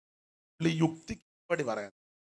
അപ്പൊ അവിടെ ചെന്നപ്പം കർത്താവിന്റെ ദാസിയെ അമ്മണിമാമ അച്ചാറുണ്ടാക്കി. നാരങ്ങ അച്ചാറാ. ഒരു കുപ്പി തന്നു. അപ്പം ടേസ്റ്റിന് ഇച്ചിരി തന്നു, നല്ല ടേസ്റ്റ്. അപ്പം ഞാൻ ചോദിച്ച് മനസ്സിലാക്കി ഇതെങ്ങനെയാ ഉണ്ടാക്കുന്നത്. അങ്ങനെയൊക്കെ ഞാൻ ചില കാര്യങ്ങൾ അറിയാൻ മേലാത്തത് ചോദിച്ച് മനസ്സിലാക്കി. അങ്ങനെയാണല്ലോ നമ്മൾ ഓരോന്ന് പഠിക്കുന്നേ. അത് ചോദിച്ച ഉടനെ നാണക്കേടാ. ഞാൻ സർവജ്ഞപീഠം കയറിയിരിക്കുന്ന ആൾ മറ്റേ പുള്ളിയോട് ചോദിക്കാൻ ഞാൻ കൊച്ചായില്ലേ? എനിക്കങ്ങനെ കൊച്ചാകുന്ന ഇഷ്ടമാണ്. അപ്പം ഞാൻ ചോദിച്ചു ഇതെങ്ങനെയാ ഉണ്ടാക്കുന്നത്. അപ്പം പുള്ളിക്കാരി നല്ലൊരു സ്ത്രീയാ, നല്ല രീതിയിൽ പറഞ്ഞു, പാസ്റ്റേ നല്ലെണ്ണയും മുളക് പൊടി നല്ലെണ്ണയും മുളക്. ഈ നാരങ്ങാച്ചാറിന് പ്രധാനം നാരങ്ങായ ശരിയല്ലേ? നീ മുളക് പൊടി എണ്ണയായിട്ട് ഇരുന്ന ഈ നാരങ്ങാച്ചാറുണ്ടാവുമോ? അതല്ലേ ശരി? നാരങ്ങാച്ചാറിന് പ്രധാനം പറയാമേ. അമ്മ അച്ചാറൊന്നും ഉണ്ടാക്കിയിട്ടില്ലെന്ന് അമ്മേ. അച്ചാറ് കഴിക്കുന്നല്ലാതെ. അപ്പൊ നാരങ്ങാച്ചാറിന്റെ പ്രധാനം നാരങ്ങ, പിന്നെ മറ്റനുധാരികൾ വേണം എന്ന് പറഞ്ഞ പോലെ വെളിപ്പാട് പുസ്തകത്തിലെ പ്രധാനപ്പെട്ട വിഷയം യേശുക്രിസ്തുവിന്റെ വെളിപ്പാടാണ്. അതായത് 1-ാം വാക്യം ഒന്നുകൂടെ വായിച്ചോ. യേശുക്രിസ്തുവിന്റെ വെളിപ്പാട്. യേശുക്രിസ്തുവിന്റെ വെളിപ്പാട്, ഇതാ ഏറ്റവും വലിയ വെളിപ്പാട്. യേശുക്രിസ്തു. ഈ വെളിപ്പാട് ആദ്യം കാണണം. ഇത് കണ്ടേച്ച് പിന്നെ താഴോട്ടുള്ളതൊക്കെ കണ്ടാ പേടിക്കേണ്ടി വരികയല്ല. ഇത് കാണാനാ. നീ പാമ്പിനെ കണ്ടാൽ തങ്കമ്മയെ ഉപവസിച്ച് നിന്റെ ഊപ്പാട് വരും. തങ്കമ്മ കണ്ടതെല്ലാം പാമ്പ് 10 വിടർത്തി നിൽക്കുന്നത്. 12:3 വായിച്ചാ മോളെ. പെട്ടെന്ന് വായിരേ. സ്വർഗത്തിൽ മറ്റൊരടയാളം കാണായി. 7 തലയും 10 കൊമ്പും തലയിൽ 7 രാജമുടിയുമായി തീ നിറമുള്ള ഒരു മഹാസർപ്പം. സ്വർഗത്തിൽ പാമ്പ്. അപ്പൊ പിന്നെ നമ്മുടെ സഭയുടെ കാര്യം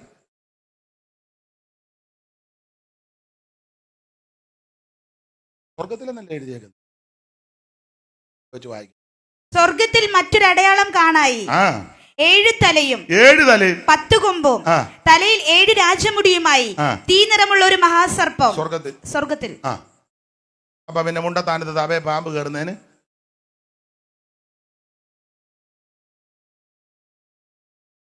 അപ്പൊ ഒരു കാര്യം പറയാം, നീ ആദ്യം ഈ പാമ്പിനെ കാണുന്നെങ്കിൽ നീ കോഴേ.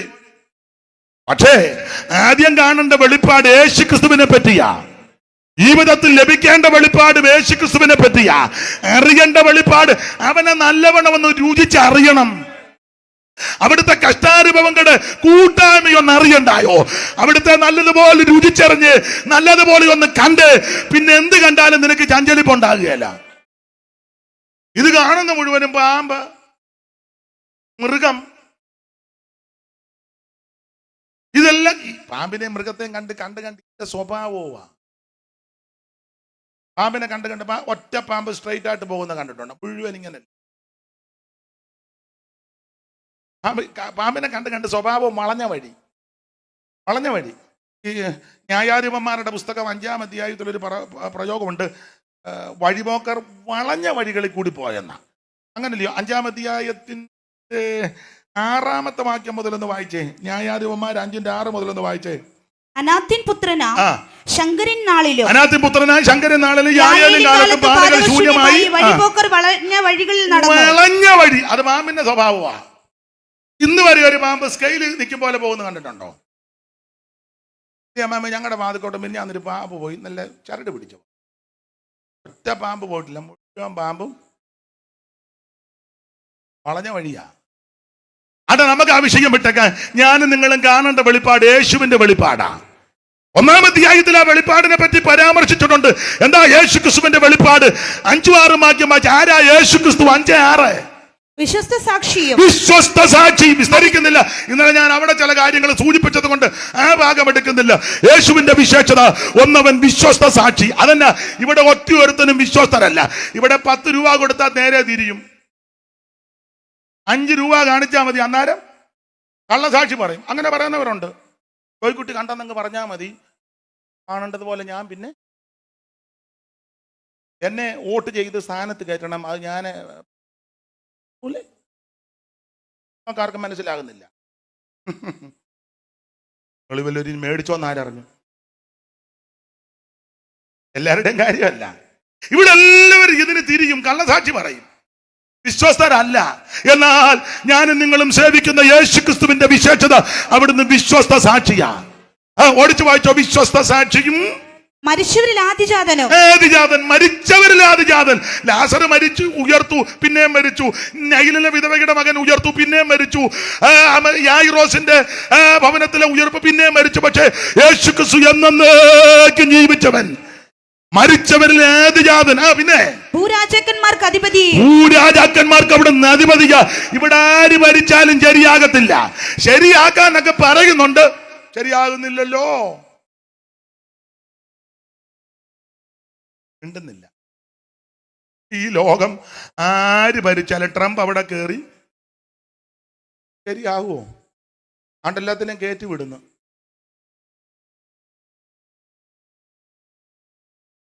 എല്ലാവരും പ്രാർത്ഥിച്ചു, ഉപവസിച്ച്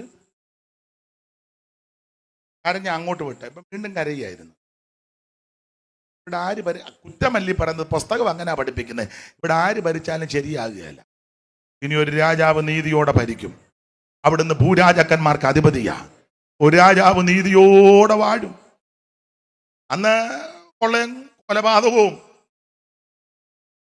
ആട്ടൊക്കെ വരുന്നുണ്ട്. ഞാൻ ആടുന്നില്ല. സ്തോത്രം. മോശവത്സലം എഴുതിയ മോശവത്സലത്തിന്റെ ഞാൻ തോന്നുന്നു.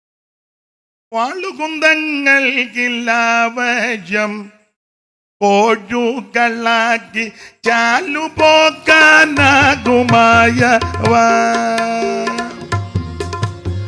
വാളുകുന്തങ്ങൾക്കില്ലാവശം കോഴുകളാക്കി ചാലുപോക്കാകുമായവ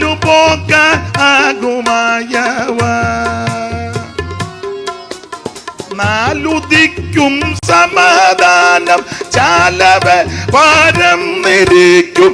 നാലുദിക്കും സമാധാനം ചാലവ ഓ വാളെടുക്ക ഇല്ലാരുമേ ചേലുകേടിൽ ഒന്നിനുമേ വാളെടുക്ക ഇല്ലാരുമേ ചേലുകേടിൽ ഒന്നിനുമേ മോദം നദി മോദം ഹേ വാക്തകാല സാദരം അണഞ്ഞിടും നഗോ മോദമതി മോദം ഹേ വാക്തകാലം സാദരമണഞ്ഞിടുന്ന ഹോ.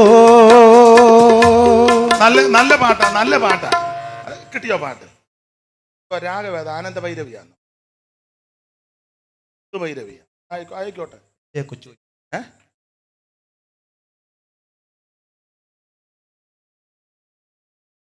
കൊച്ചുകുഞ്ഞൻ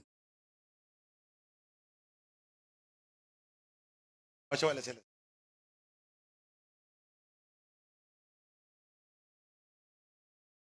രണ്ട് അന്ന് കാനനങ്ങൾ പൂക്കുമേ സിയോന്റെ മക്കൾ നന്ദിയോടെ പാടിയാർക്കുമേ. അന്ന് കാനനങ്ങൾ പൂക്കുമേ സിയോന്റെ മക്കൾ നന്ദിയോടെ പാടിയാർക്കുമേ. അന്നു സുവിശേഷക്കോട്ടി മന്നിടം ജയം കൊണ്ടാടി. അന്നു സുവിശേഷക്കോട്ടി മന്നിട ജയം കൊണ്ടാടി. ഉന്നതമായി മിന്നും ജനം സന്നുതി പാടി വസിക്കും.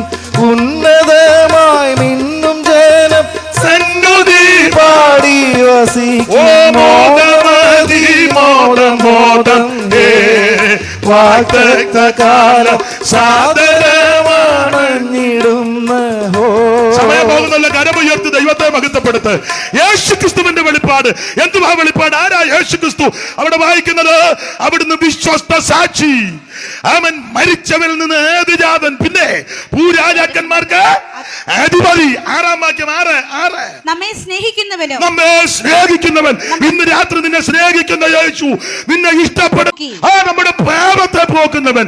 ഇവിടെ വന്ന ആരും പാപത്തെ പോക്കാൻ വന്നിട്ടില്ല, പാപം കൂട്ടാൻ വന്നവരാ അല്ലേ? അവന്റെ പടലി കണ്ടിച്ചോണ്ട് വാടാ വത്സൻ ഉടനെ വടിവാളുമായിട്ട്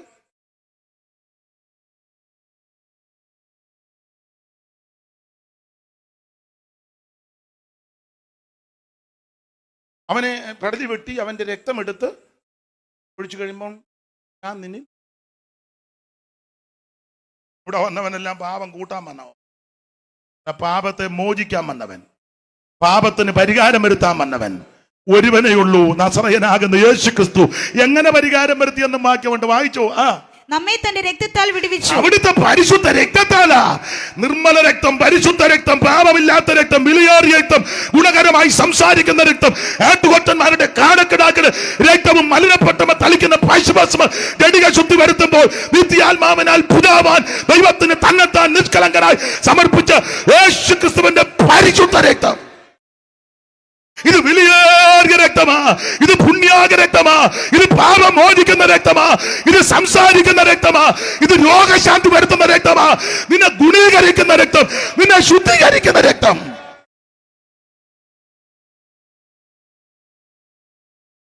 ശുദ്ധിക്കായി നീ യേശു സമീപേ പോയോ, കുളിച്ചോ കുഞ്ഞാട്ടിൻ രക്തത്തിൽ, പൂർണ്ണശ്രേയം ഈ നിമിഷം തൻ കൃപാ തന്നിൽ വച്ചോ ശുദ്ധി ആയോ നീ. കുളിച്ചോ കുഞ്ഞാട്ടിൻ ആത്മശുദ്ധി നൽകും രക്തത്തിൽ, ഹിമം പോൽ നിഷ്കളങ്കമോ നിന്നങ്കി കുളിച്ചോ കുഞ്ഞാട്ടിൻ രക്തത്തിൽ, കുളിച്ചോ കുഞ്ഞാട്ടിൻ ആത്മശുദ്ധി നൽകും രക്തത്തിൽ, ഹിമം പോൽ നിഷ്കളങ്കമോ നിന്നങ്കി കുളിച്ചോ കുഞ്ഞാട്ടിൻ രക്തത്തിൽ കുളിച്ചോ, കുഞ്ഞാട്ടിൻ ആത്മശുദ്ധി നൽകും രക്തത്തിൽ ഹിമം പോൽ നിഷ്കളങ്കമോ നിന്നങ്കി കുളിച്ചോ, കുഞ്ഞാട്ടിൻ രക്തത്തിൽ. യേശുക്രിസ്തുവിന്റെ പരിശുദ്ധ രക്തം സകല പാപങ്ങളും പോക്കി നിന്നെ ശുദ്ധീകരിക്കുന്ന രക്തം. നിന്റെ അകൃത്യങ്ങൾ രക്താംബരം പോലെ ഇരുന്നാലും ഹിമം പോലെ വെളുപ്പിക്കുന്ന രക്തം. എത്ര കടിച്ചുമപ്പായിരുന്നാലും പഞ്ഞി പോലെ വെളുപ്പിക്കുവാൻ പര്യാപ്തമായ പരിശുദ്ധ രക്തമാണ് യേശുക്രിസ്തുവിന്റെ രക്തം. ആ രക്തത്താൽ നമ്മുടെ പാപങ്ങള് പോക്കുന്നവൻ. അടുത്ത വാക്യമായിര്, തന്റെ പിതാവായ ദൈവത്തിന് നമ്മെ രാജ്യവും പുരോഹിതന്മാരും ആക്കി തീർത്തവനുമായവന്. അത് യേശുവിന്റെ വെളിപ്പാട്. 1-ാം അധ്യായത്തിന്റെ 5-6 വ്യക്തമായിട്ട് വരച്ചു കാട്ടിരിക്കും. പിന്നെ യോഹന്നാന് വെളിപ്പെടുത്തി കൊടുക്കുകയും ചെയ്തു. അവൻ പത്മോസിൽ നാട് കടത്തപ്പെട്ട യോഹന്നാൻ യേശുവിന്റെ വചനവും യേശുവിന്റെ സാക്ഷ്യവും ദൈവത്തിന്റെ വചന നിമിത്തം നാട് കടത്തപ്പെട്ടു. അടിയുണ്ടാക്കി പോയതല്ല, നാട്ടുകാരുടെ പാസ്പോർട്ടും കാശും കൂടെ മേടിച്ചു മുങ്ങിയതുമല്ല. അങ്ങനെയൊക്കെ ഒത്തിരി വിധം റഷ്യ വിടാം, ലണ്ടന് വിടാം. അനിയത്തിയുടെ ഭാര്യയുടെ അനിയത്തിക്കുള്ളൂ അവിടെ. അവക്ക് 1.5 ലക്ഷം ശമ്പളം. ഇത് കേട്ടപ്പം ഇവൻ അങ്ങ് ഇളകി. ആധാരം കൊണ്ട് പണയം വെച്ച അവന് മിണ്ടുന്നില്ലല്ലോ ആരും. അവൻ അതെല്ലാം കൂടെ മേടിച്ചു ഒരു ദിവസം മുങ്ങി. ഇപ്പൊ അവൻ വെളിപ്പെടാൻ വേണ്ടി കർത്താവേ ഇവനെ വെളിപ്പെടുത്തണം. എവിടെ ആന്നേലും ഹൈ റേഞ്ചിലാന്നേ അവിടെ വെളിപ്പെടുത്തണം. ഇവിടെ ആന്നേ അജു കൊടുത്തൊക്കെ ആരാണ്ടൊക്കെ ഇരിക്കും നോക്കുവന്നും ഗോത്രം. അങ്ങനെയൊക്കെ നാട്ടുകാരുടെ കാശും പാസ്പോർട്ടും എല്ലാം കൂടെ മേടിച്ചു മുങ്ങിയ ബിരുദന്മാരും ഉണ്ട്. ഒരു സുപ്രഭാതത്തിൽ പിന്നെ അവരൊക്കെ റവറന്റുമാരായിട്ട് വരുന്നുമുണ്ട്. ഡോക്ടർ റവറൻ സോയാൻ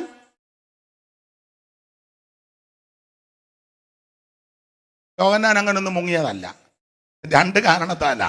1 ദൈവത്തിന്റെ വചനം, 2 യേശുക്രിസ്തുവിന്റെ സാക്ഷ്യം. 9-ാം വാക്യം വായിച്ചേ മോളെ. നിങ്ങളുടെ സഹോദരനും യേശുവിന്റെ കഷ്ടതയിലും യേശുക്രിസ്തുവിന്റെ കഷ്ടതയിലും രാജ്യത്തിലും സകലത്തിലും കൂട്ടാളിയുമായ യോഹന്നാൻ എന്ന ദൈവവചനവും ദൈവത്തിന്റെ വചനവും യേശുവിന്റെ സാക്ഷ്യവും നിമിത്തം പത്മോസ് എന്ന ദ്വീപിലായിരുന്നു. ഓടിച്ചു വായിരേ. കർത്തൃദിവസത്തിൽ ഞാൻ ആത്മവിവശനായി കിടക്കുകയല്ല. നീ കാണുന്നത് ഒരു പുസ്തകത്തിൽ എഴുതി.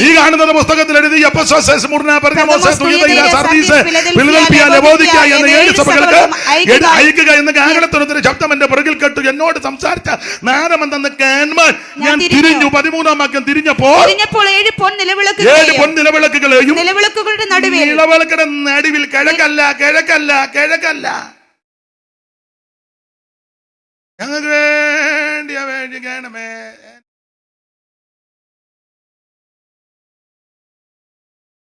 തിരിക്കുമ്പോൾ നേരെ നിന്ന ഉഞ്ചറിയ പൊട്ടാ. കിഴക്കോട്ടുള്ളത് സൂര്യാരാധനയാ. എസെക്കിയേൽ കിടപ്പുണ്ടല്ലോ, വായിപ്പിക്കണ്ടല്ലോ, അറിയാവല്ലോ. അവര് കിഴക്കോട്ട് നോക്കി തള്ളയും ാന്നല്ലേ ചുള്ളിയെടുത്ത് ചുള്ളിയാ ഇപ്പൊ ക്രോസായിട്ട് വെച്ച ആദ്യം.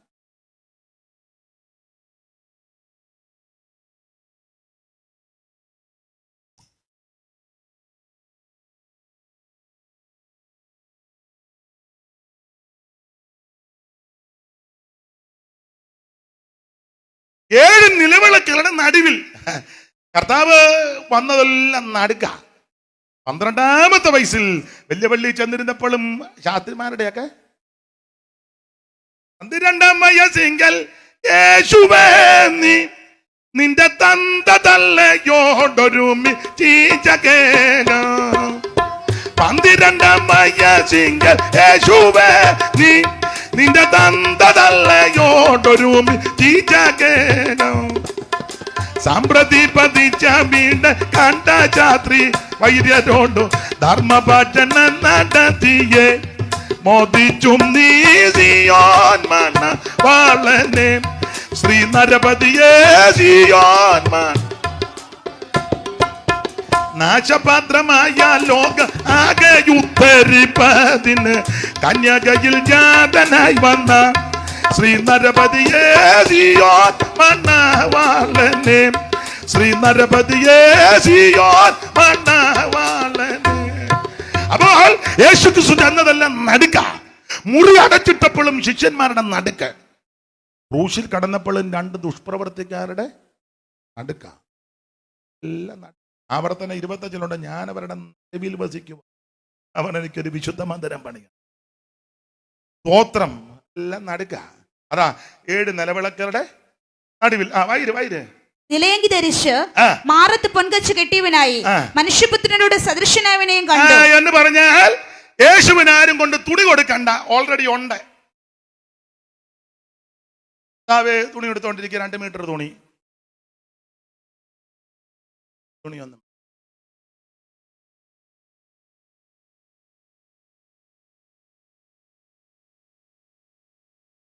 നിലയങ്കി ധരിച്ചു. അപ്പം യേശുവിന് ആരും തുണി കൊടുക്കണ്ട, മെഴുകുതിരിയും കൊണ്ട് കൊടുക്കണ്ട. അവിടുന്ന് തേജസ. ആറത്ത് പൊൻകച്ച് കെട്ടിയവനായി മനുഷ്യപുത്രനോട് സദൃശനായവനെയും കണ്ടു. അവന്റെ തലയും തലമുടിയും വെളുത്ത പഞ്ഞി പോലെ ഹിമത്തോളം വെള്ളയും, ഡൈ ഒന്നും വേണ്ട, കണ്ണ് അഗ്നിജ്വാലയ്ക്കൊത്തതും കണ്ണടയൊന്നും വേണ്ട, കാൽ ഉലയും ചുട്ടു പഴിപ്പിച്ച വെള്ളോട്ടിന് സദൃശ്യവും. ഇടയ്ക്ക് കയറി ഒരു പാദം പറയാ, അടി തൊട്ട് മുടിക്കണ നോക്കി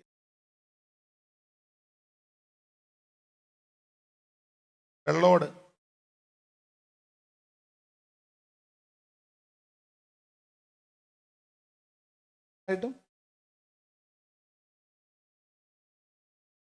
ജയിക്കുന്നവന് കൊടുക്കുന്ന വെള്ളയുടുപ്പ്. കാര്യം പറഞ്ഞു, വെള്ളക്കല്ലല്ല. കുറെ പേര് വെള്ളയെ നിലയെങ്കിൽ ധരിച്ച് നിൽക്കും. ഞാൻ കൂടെ വിടുന്നു. അവരൊക്കെ മഹാകഷ്ടത്തിൽ നിന്ന് പഠിച്ചോ.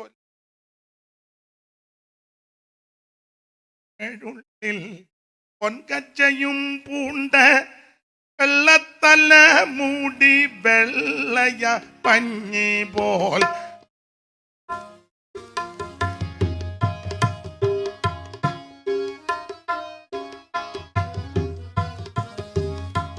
പൊൻവിളക്കേടുള്ളിൽ പൊൻകച്ചയും പൂണ്ട വെള്ളത്തല മൂടി വെള്ളയ പഞ്ഞി പോൽ വെള്ളോടുല തന്നി കാച്ചി പഴുപ്പിച്ച് വെള്ളക്കുതിര പുറത്തേറി വരുന്ന പുരുഷനെ കണ്ടേ ഉത്തമ പുരുഷനെ കണ്ടേ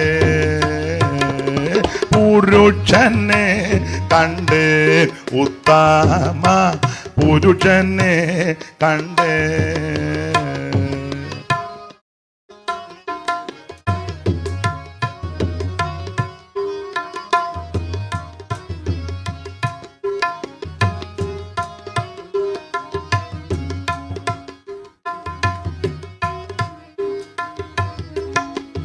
അപ്പോൾ തേജസ്കരിക്കപ്പെട്ട യേശുക്രിസ്തുവിന്റെ വെളിപ്പാട് അതാണ്.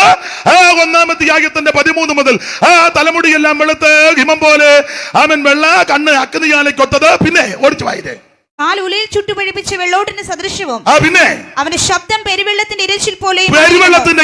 ഓടിച്ചു വായിക്കേ. അവന്റെ വലങ്കയിൽ 7 നക്ഷത്രമുണ്ട്. 7 നക്ഷത്രം വലങ്കയിലുണ്ട്. പിന്നെ അവന്റെ വായിൽ നിന്ന് മൂർച്ചയേറിയ ഒരു കാര്യം പറയാ, നിലവിളക്ക് സഭയെ കാണിക്കുന്നു, നക്ഷത്രം ശുശ്രൂഷകരെ കാണിക്കുക.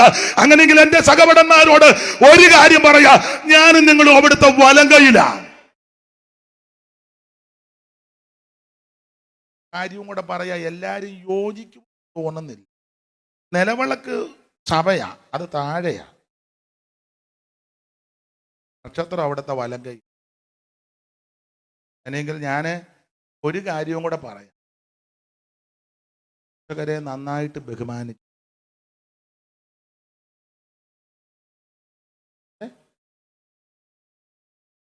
ബഹുമാനം കൊടുത്താലേ ബഹുമാനം കിട്ടൂ. ആട്ടെ, ഇതാണ് യേശുക്രിസ്തുവിന്റെ വെളിപ്പാട്. ഈ വെളിപ്പാട് കണ്ടിട്ട് പിന്നെ താഴോട്ടുള്ള 13-ലെ വെളിപ്പാടും 12-ലെ വെളിപ്പാടും 17-ലെ മൃഗത്തിന്റെ പുറത്തിരിക്കുന്ന ഉണ്ടല്ലോ, അതൊക്കെ കണ്ട പേടിക്കുകയല്ല. ഈ 1-ാം അധ്യായത്തിലെ വെളിപ്പാട് കാണാതെ 13, 17, 12 കണ്ട വെപ്രാളമാകും. 3 ദിവസം ഉപവാസം വെക്കണം, ബന്ധനം അടിക്കുന്ന പുള്ളിയെ കൊണ്ടുവരണം, ചൊല്ലി അടിക്കുന്ന ആളിനെ അടിക്കുക. സ്തോത്രം. 1-ലെ വെളിപ്പാട് കണ്ടാൽ നീ പിന്നെ പേടിക്കുകയല്ല. ഇതാ കാണേണ്ട വെളിപ്പാട്. ഓടിച്ചവസാനിപ്പിക്കുക ആ ഭാഗം. 1-ാം അധ്യായത്തിൽ തേജസ്കരിക്കപ്പെട്ട യേശു. 2, 3 അധ്യായം 7 സഭയ്ക്കുള്ള ദൂത. അതിൽ ഒടുവിലത്തെ സഭയാകുന്ന ലവോദിക്ക സഭയോട് പറഞ്ഞ ദൂതാണ് നമ്മൾ കുറുവാക്യമായിട്ട് വായിച്ചത്. ദൈവത്തിന് മഹത്വം. ഒന്നുകൂടെ വാക്യം വായിച്ചോ. 20. ഞാൻ വാതിൽക്കൽ നിന്ന് മുട്ടുന്നു.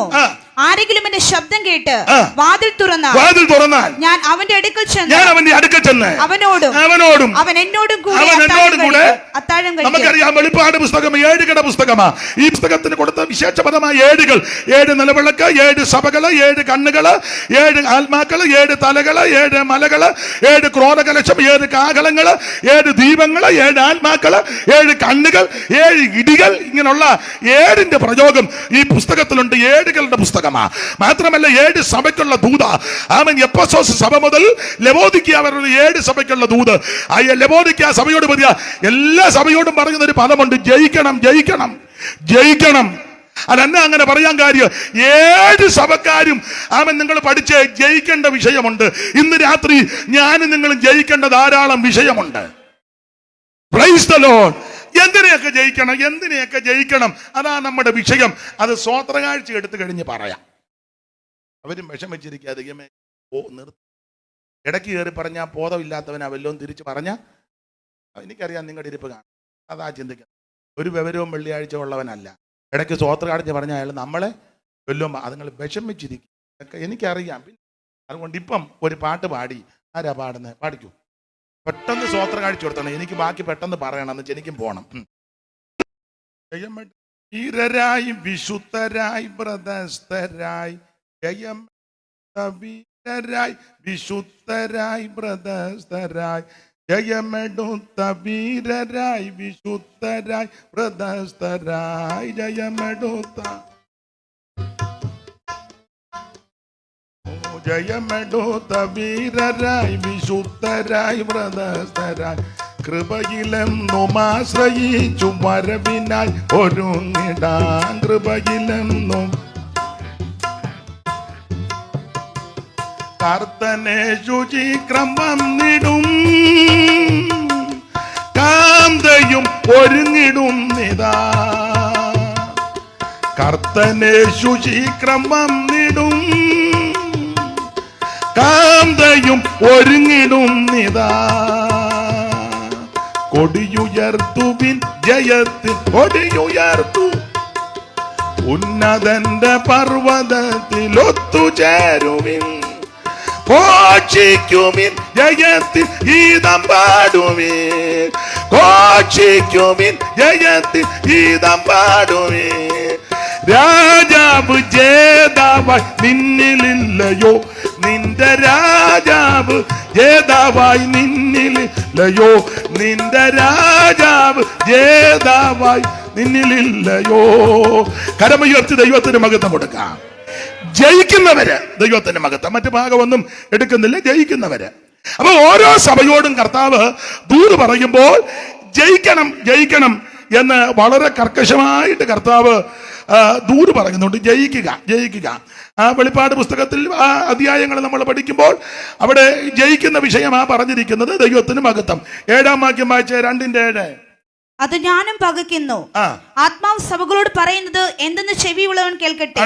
ജയിക്കുന്നവന് ഞാൻ ജയിക്കുന്നവന് 11-ാം വാക്യം വായിച്ചാട്ടെ. 11-ാമത്തെ വാക്യം. ആത്മാവ് സഭകളോട് പറയുന്നത് എന്തെന്ന് ചെവിയുള്ളവൻ കേൾക്കട്ടെ. ജയിക്കുന്നവൻ 17-ാമത്തെ വാക്യം വായിച്ചാട്ടെ. ആത്മാവ് സഭകളോട് പറയുന്നത് എന്തെന്ന് ചെവിയുള്ളവൻ കേൾക്കട്ടെ. ചെവിയുള്ളവൻ കേൾക്കട്ടെ. ജയിക്കുന്നവന് 25-ാം വാക്യം വായിച്ചേ. എങ്കിലും നിങ്ങൾക്കുള്ളത് ഞാൻ വരും വരെ പിടിച്ചുകൊള്ളുവീൻ എന്ന് ഞാൻ കൽപ്പിക്കുന്നു. ജയിക്കുകയും 5-ാം വാക്യം വായിച്ചേ. 3:5. അവർ യോഗ്യന്മാരാകയാൽ വെള്ള ധരിച്ചുകൊണ്ട് എന്നോട് കൂടെ നടക്കും. ജയിക്കുന്നവൻ വെള്ളയുടെ ജയിക്കുന്നവൻ ദൈവത്തിന് മഹത്വം.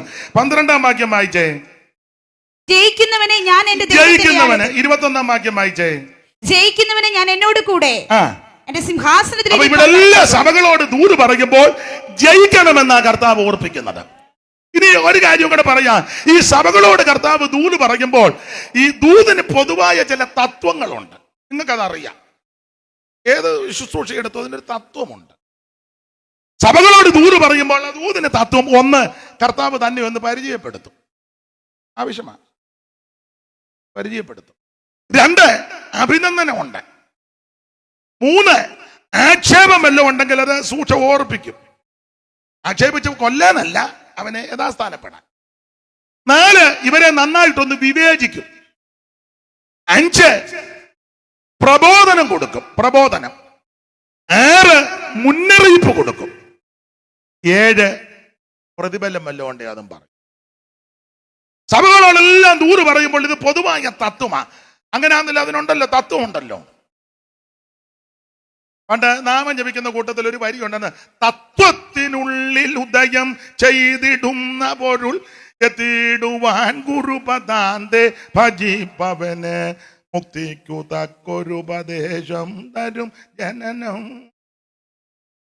ഞാൻ പാടിയാ പറയും അടിയാനുണ്ടെന്ന് എവിടെ ഇരുന്ന് ചൊല്ലുന്നത് ഞാൻ കണ്ടു. മുഖം കോടണ്ട.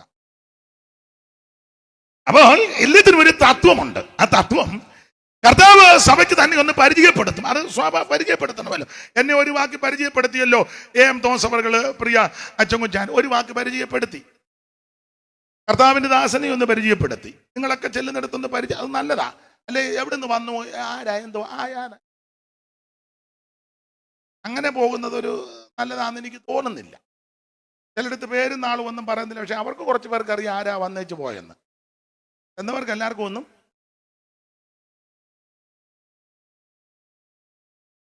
ഒന്ന് പരിചയപ്പെടുത്തുന്നത് തെറ്റൊന്നുമില്ല. കർത്താവ് സഭയ്ക്ക് തന്നെ ഒന്ന് പരിചയപ്പെടുത്തി. 14-ാം വാക്യം എന്താ പരിചയപ്പെടുത്തിയത്? 14 ലവോദിക്കയിലെ സഭയുടെ ദൂതൻ എഴുതുക, വിശ്വസ്തനും സത്യവാനുമായ സാക്ഷിയായി ദൈവസൃഷ്ടിയുടെ ആരംഭമായ ആമേൻ എന്നുള്ളവൻ അരുളി ചെയ്യുന്നത്. അപ്പോൾ അവിടെ വായിക്കുന്നത് കർത്താവ് തന്നെ പരിചയപ്പെടുത്തിയത് ആമേൻ വിശ്വസ്തനും സത്യവാനുമായ സാക്ഷിയായി. വിവരിക്കുന്നില്ല. ഞാൻ നിങ്ങളും ആരാധിക്കുന്ന കർത്താവ് വിശ്വസ്തന. മുമ്പ് ഞാൻ സൂചിപ്പിച്ചല്ലോ, ഇവിടെ ആരും വിശ്വസ്തരല്ല. ഒന്നല്ലെങ്കിൽ മറ്റൊരു വിഷയത്തിൽ എല്ലാവരും അവിശ്വസ്തരാ. ഒന്നെങ്കിൽ മനുഷ്യരോട്, അല്ലെങ്കിൽ ദൈവത്തോട്, എല്ലാവരും. പക്ഷേ വിശ്വസ്തനായിട്ട് ഒരുവൻ മാത്രമേ ഉള്ളൂ, നമുക്ക് വേണ്ടി ജീവനെ തന്ന യേശു. വിവരിക്കുന്നില്ല, ഓടിച്ചങ്ങ് പറഞ്ഞു വിടാം. അപ്പൊ പരിചയപ്പെടുത്തിയത് 14 വിശ്വസ്ത സാക്ഷി, ദൈവത്തിന് മഹത്വം. ഇനി ഈ അഭിനന്ദനം ഇല്ല. ലവോദിക്ക സഭയ്ക്ക് വലിയ അഭിനന്ദനം ഒന്നും ഉണ്ടല്ലേ പറയാൻ പറ്റുമോ? ഒന്നുമില്ല. രാജാക്കന്മാർ യുദ്ധത്തിന് പോകാൻ നേരത്ത് ചോദിച്ചു, ഇവിടെ പ്രവാചകന്മാർ വല്ലവരും ഉണ്ടെന്നാൻ പൊളച്ച് കിടക്കുക. ഇവിടെ വരുന്ന സിദക്കിയാവ കയ്യിലൊരു കൊമ്പും ഒക്കെ ഉണ്ട്. പുള്ളി ഒരു കൊട്ടച്ചിലും ഒരു കൊമ്പും ഒരൻ വിട്ട് ഒരു വിറപ്പീരും. എന്നൊക്കെയാണ് നമ്മൾ പ്രവചനത്തിന്റെ ആക്കം. നിങ്ങൾ ചെല്ലെ കണ്ടു, പിന്നെ പുള്ളിച്ചിരുന്നേരം മിണ്ടാതിരിക്കും. അപ്പൊ നമ്മൾ പമ്മി നമ്മൾ കണ്ണ് തുറന്ന് നോക്കുകയും ചെയ്യും. മുന്നേ സിദക്കിയാവ കയ്യിലൊരു കൊമ്പും ഒക്കെ ആയിട്ട് ഒരു കൊട്ടച്ചിലും ഒരു ചാട്ടവും. പുറകെ വന്ന 399 എണ്ണോ അതുപോലെ തന്നെ പ്രവചിച്ചങ്ങോട്ട് വെച്ചു. യോശാഫാത്തിന് മനസ്സിലായി അതിനകത്തെല്ലാം വേലത്തരമുണ്ടെന്ന്. ഓവട്ടെ പ്രവാചകൻ ആകാ പറഞ്ഞു, ഒരുത്തനുണ്ട്. ആരാ? അത് ഇമ്ളയുടെ മകൻ മീഖായാവാ. നമുക്ക് അവന് എനിക്ക് പുള്ളിയോട് വലിയ താല്പര്യമൊന്നും അതെന്നാ പുള്ളി എന്നെ പറ്റി നല്ല കാര്യം ഒന്നും. എടാ, നല്ല കാര്യം വല്ലതും ചെയ്താലല്ലേ നല്ല കാര്യം. ജനിച്ചപ്പം മുതൽ പാരയാ. പിന്നെ ഒരു പരുവത്തിനൊരു തള്ളേനെയും കൂടെ കെട്ടി. അതാണ് അതിലും വലിയ ടോർപ്പിടോ. എന്തോ നല്ല കാര്യം പറയാനാ പുള്ളി പറഞ്ഞ എന്നാലും ഒന്ന് വിളി. അപ്പൊ നല്ല കാര്യം ഉണ്ടാലല്ലേ പറയാൻ പറ്റുള്ളൂ. പക്ഷെ ഇവനിൽ നല്ല കാര്യം ഒന്നും ഇല്ല. ലവോദിക്ക സഭയ്ക്ക് നല്ല കാര്യമില്ല, അത് അഭിനന്ദനമില്ല. പക്ഷെ മറ്റ് സഭകളിൽ അഭിനന്ദനം ഉണ്ടെന്ന് വായിച്ച് 2:6 അഭിനന്ദനം. എങ്കിലും നിക്കലോവ്യരുടെ നടപ്പ് നീ പകയ്ക്കുന്നു എന്നൊരു നന്മ നിനക്കുണ്ട്. അഭിനന്ദിക്കുക. എഫെസോസുകാരോട് പറയാ, നിക്കലോവ്യരുടെ നടപ്പ് പകയ്ക്കുന്നു. ആദ്യ സ്നേഹം വിട്ട് കളഞ്ഞു, ശരി. പക്ഷെ നിന്നിലൊരു നന്മയുണ്ട്. നിക്കലോവ്യരുടെ നടപ്പ് നീ പകയ്ക്കുന്നു എന്നൊരു നന്മയുണ്ട്. 2:13 വായിച്ചേ. നീ എവിടെ പാർക്കുന്നു എന്നും അത് സാത്താന്റെ സിംഹാസനം ഉള്ളയിടമെന്നും ഞാൻ അറിയുന്നു. നീ എന്റെ നാമം മുറുകെ പിടിച്ചിരിക്കുന്നു. നിങ്ങളുടെ ഇടയിൽ സാത്താൻ പാർക്കുന്നിടത്ത് തന്നെ എന്റെ സാക്ഷിയും വിശ്വസ്തനുമായ അന്തിപ്പാസിനെ കൊന്ന കാലത്ത് പോലും നീ എങ്കിലുള്ള വിശ്വാസം നിഷേധിച്ചു. പെർഗമോസുകാരോട് പറയുകയാ, അന്തിപ്പാസിനെ കൊന്ന കാലത്ത് പോലും നിങ്ങൾ എങ്കിലുള്ള വിശ്വാസം മറന്നിടും. പെർഗമോസപേ മാർന്നിടും. പെർഗമോസപേ ആർന്നിടും. പെർഗമോസപേ നീ ശ്രമിക്കന്നൂടെ വചനം.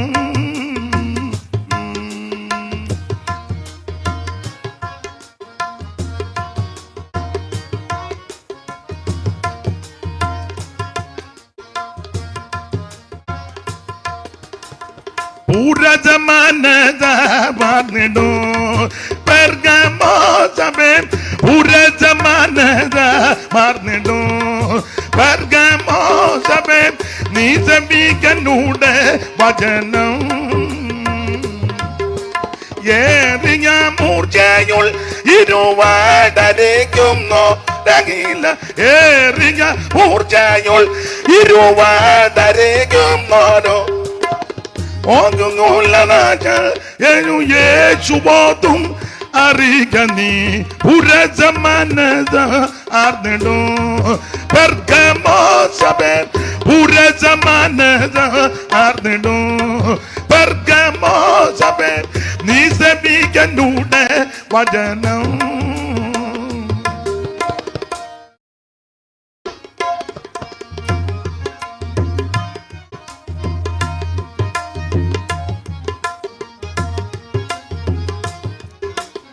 ശ്രദ്ധിക്കാൻ സമയമില്ല.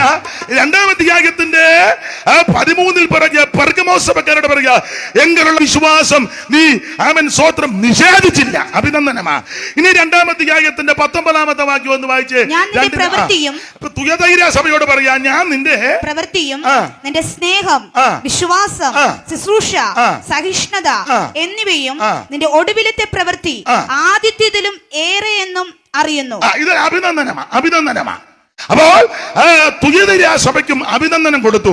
ഇനി 3-ാം അധ്യായത്തിന്റെ 4-ാം വാക്യം വായിച്ച് സർദീസിലെ സഭയോട്, എങ്കിലും ഉടുപ്പ് മലിനമാകാത്ത കുറെ പേർ സർദീസിൽ നിനക്കുണ്ട്. എങ്കിലും ഉടുപ്പ് മലിനമാകാത്ത കുറെ പേര് സർദീസിൽ നിനക്കൊണ്ട്. അഭിനന്ദിക്കുക. കുറെ പേരുണ്ട്. ഇനി 3-8 വായിച്ച് ഫിലദൽഫിയക്കാരോട് എന്നാ പറഞ്ഞേ?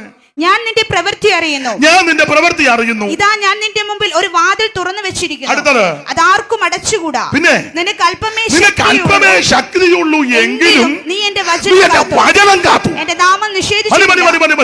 അപ്പോൾ ഈ ഓരോ സഭക്കാർക്കെല്ലാം അഭിനന്ദനമുണ്ട്. മലിനമാകാത്ത കുറച്ചു പേരുണ്ട്. നിങ്ങൾ വിശ്വാസം കാത്തു, നിങ്ങൾ എന്റെ വചനം കാത്തു, ഇത് നിഷേധിച്ചില്ല. ഇതൊക്കെ അഭിനന്ദനം. പക്ഷെ ലവോദിക്കക്കാർക്ക് വലിയ അഭിനന്ദനം ഒന്നും അതിന് കുശുമ്പ് കുത്തിയിട്ട് കാര്യമുണ്ടോ? അഭിനന്ദനം നോക്കിയിട്ട് ഒന്നും അഭിനന്ദിക്കാൻ. കർത്താവിന്റെ സ്വഭാവത്തിന്റെ വിശേഷത, അഭിനന്ദിക്കേണ്ടവരെ യേശു അഭിനന്ദിക്കും. നമ്മളും അങ്ങനെ ആയിരിക്കണം. ചിലക്ക് ഈ നല്ലതാണെങ്കിലും അഭിനന്ദിക്കും. അത് കാണുമ്പോൾ അറിയാം.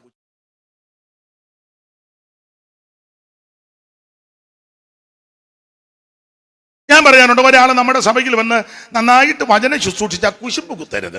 ഇറങ്ങി വരുമ്പോഴാണ്, ദൈവദാസനെ നല്ല വചന ശുശ്രൂഷ ദൈവം എന്നോട് അദ്ദേഹം പ്രാർത്ഥിച്ച് ദൈവസേന ഒരുക്കുന്ന ദൂതല്ലേ അത് പറയുന്നത്. ചെല്ലി പറയുന്നത് അങ്ങനെ പറയരുത്. വിളിക്കുന്നൊന്നുമല്ല കുശുമ്പായിട്ട് പറയാത്തത്. അങ്ങനല്ല നല്ലതായിരുന്നു. ഒരു പാട്ട് പാടി, അവനെ നല്ല പാട്ടായിരുന്നു, നന്നായിരിക്കുന്നു. യോഗ്യമായിട്ട് വസ്ത്രം ധരിച്ചൊരു സഹോദരി, ഒരു സഹോദരൻ വന്ന്, കുഞ്ഞ് നന്നായിരിക്കുന്നു, ഇണങ്ങുന്നുണ്ട് കേട്ടോ, നല്ലതാ. ആലെ കണ്ടിട്ട് നോക്കി വെച്ചു ഇതുപോലെ കുശുമ്പുള്ള ഇനം നല്ലതല്ല. ഒരാളൊരു ശുശ്രൂഷ നന്നായിട്ട് ചെയ്തു, ലീഡ് ചെയ്തു, ഇറങ്ങി നന്നായിരുന്നില്ല, നന്നായിരിക്കും. അപ്പൊ അവർ കുറച്ചുകൂടെ അതിൽ ശ്രദ്ധിക്കും, കുറച്ചുകൂടെ നന്നായിട്ട് വരും. ഒരാൾ വേദപുസ്തകം വായിച്ചു, അയ്യോ നന്നായിട്ട് വായിച്ചു കേട്ടോ, നന്നായിട്ട് വായിക്കുന്നുണ്ട് കേട്ടോ, നന്നായിട്ട് വായിക്കണം. അപ്പൊ അഭിനന്ദിക്കേണ്ട കാര്യം വരും, അഭിനന്ദിക്കണം. ഒരു വീട്ടിൽ ചെന്ന് ഭക്ഷണം കഴിച്ചു, അത് മുഴുവൻ വെട്ടി വിഴുങ്ങിയച്ച് ഏപ്പൊക്കം വിട്ടു പോകുകയല്ല.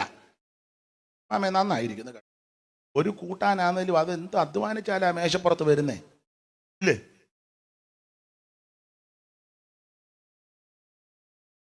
അത് മുഴുവൻ ലാസ്റ്റ് വരുന്ന കഷണവും കൂടെ തട്ടിയിട്ടേച്ച് പോകുകയല്ല.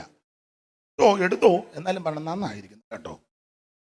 എൻ്റെ ഒരു പറയാം, നിങ്ങൾ ഇഷ്ടപ്പെടുകയിലായിരിക്കും. ഞാൻ അങ്ങനെ കഴിക്കുകയോ തരുകയോ ഒക്കെ ചെയ്താൽ ഞാൻ ചോദിക്കുകയും ചെയ്യും, ഇതെങ്ങനെ ഉണ്ടാക്കിയെന്ന്. നമുക്കറിയത്തില്ലല്ലോ, ഒന്ന് ചോദിക്കുന്നതിന് എന്നാ? അഭിനന്ദിക്കണം. സ്തോത്രം. യേശുവിൻ്റെ മാതൃകയാറാം. കർത്താവ് അഭിനന്ദിച്ചില്ലേ? സ്ത്രീയെ നിന്റെ വിശ്വാസം വലുതാകട്ടോ. ഒരിക്കൽ പറഞ്ഞു, അയ്യോ ഇസ്രായേലിൽ പോലും ഞാനിങ്ങനെ ഒരു വിശ്വാസം കണ്ടിട്ടില്ല. സ്തോത്രം. ഒരിക്കൽ പറഞ്ഞു, സാക്ഷാൽ ഇസ്രായേലിന് ഇവനിൽ അഭിനന്ദിക്കുക. ഒരിക്കൽ പറഞ്ഞു, ബർയോനാശി മോനെ ജഡരക്തമൊന്നുമല്ല ഇത് വെളിപ്പെടുത്തിയത്, ക്രിസ്തനായ പിതാവാ. അപ്പൊ തന്നെ കർത്താവ് ശാസിക്കുകയും ചെയ്തു, പിതാവ് എന്നെ വിട്ടു പോകാൻ പറഞ്ഞു. അതുകൊണ്ടാണ് ഞാൻ പിന്നെ വരുന്നുണ്ട് പറയാം. അപ്പൊ അഭിനന്ദിക്കേണ്ടവരെ കണ്ടാൽ കർത്താവ് അഭിനന്ദിക്കും. അത് അഭിനന്ദനം.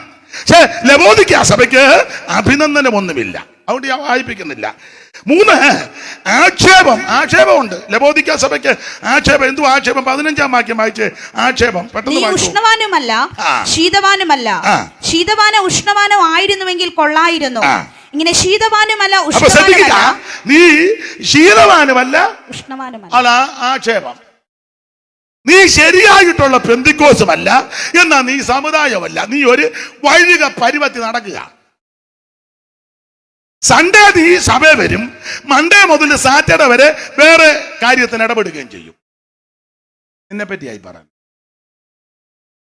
നീ സൺഡേ ഇവിടെ വരും, ആരാധനയ്ക്ക് വരും, വന്നാലും മുന്നിലൊന്നും വരത്തില്ല, പുറകിൽ ഇങ്ങനെ ഊമം തെറ്റിയിരിക്കും. എല്ലാവരും കൈയടിക്കുമ്പോൾ 2 പേരല്ല ഇവനെ. നാളൊരു തന്നിക്കുന്ന 2 സഭായത്തിന്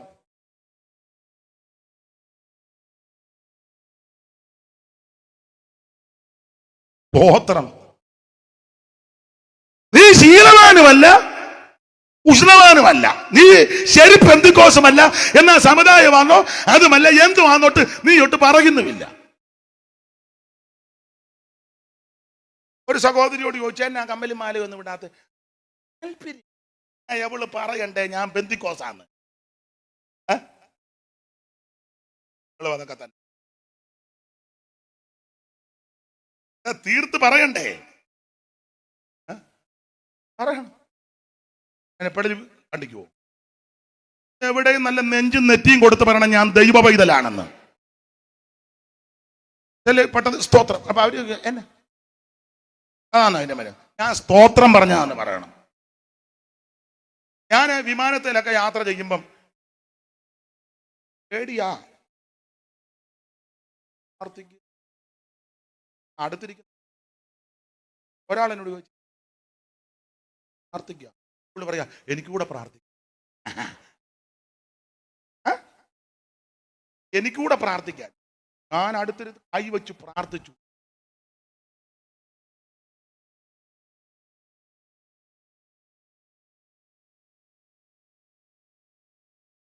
₹1 കിട്ടുകയില്ല, ഉള്ളതൊക്കെ മതി.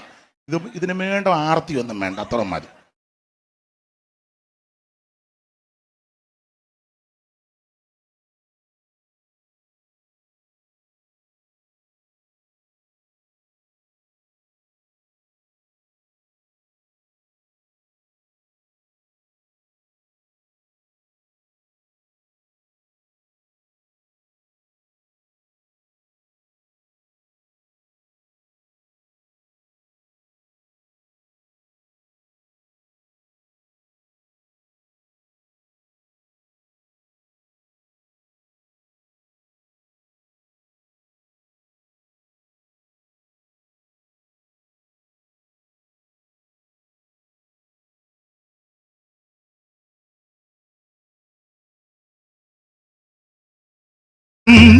നിജഭൂമിൽ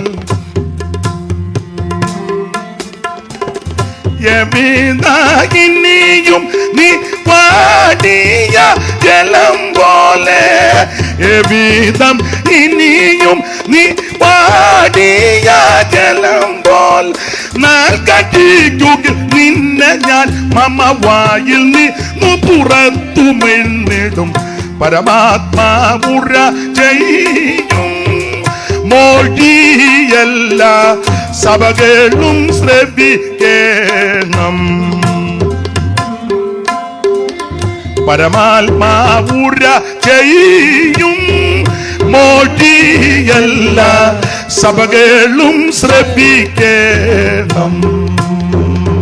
അതാ മുമ്പോട്ട് ഓടിച്ചു പോകാമ്പോൾ ഇവരെ ആക്ഷേപിക്കുക, നീ ക്ഷീരവാനുമല്ല ഉഷ്ണവാനുമല്ല. ഞാനൊരു കാര്യം ബന്ധിക്കോസുകാരോട് പറയാ, നിന്റെ കുടുംബത്തിൽ പെല്ലുമ്പോഴും വീട്ടുകാരും നാട്ടുകാരും ഉള്ള സ്ഥലത്ത് നീ തന്റെ കിടത്തോടെ, എന്റെ ഭാഷക നെഞ്ചും നെറ്റി മിരിച്ചു പറയണം, ഞാൻ ബന്ധിക്കോസാന്ന് പറയണം. അല്ല അവിടെ കാണുമ്പോ മാലും കാണിച്ച് ഇപ്പറ വരുമ്പോ തലയും കാണിച്ചേ, സൺഡേ വരുമ്പോ ഊരി പറിച്ചു വരികയും മണ്ടേ കല്യാണത്തിന് മുമ്പ് എടുത്തിടുകയും നിന്നെ ദൈവം ഉമിണ്ണ് കളഞ്ഞു വന്ന ആ പുസ്തകത്തിൽ എഴുതിയേക്കുന്നേ. വേണേ തോത്രം പറ, എല്ലാത്തിനും ഞാൻ തോത്രം പറയിപ്പിക്കാം, കോൺട്രാക്ട് എടുത്തേക്കാണ്.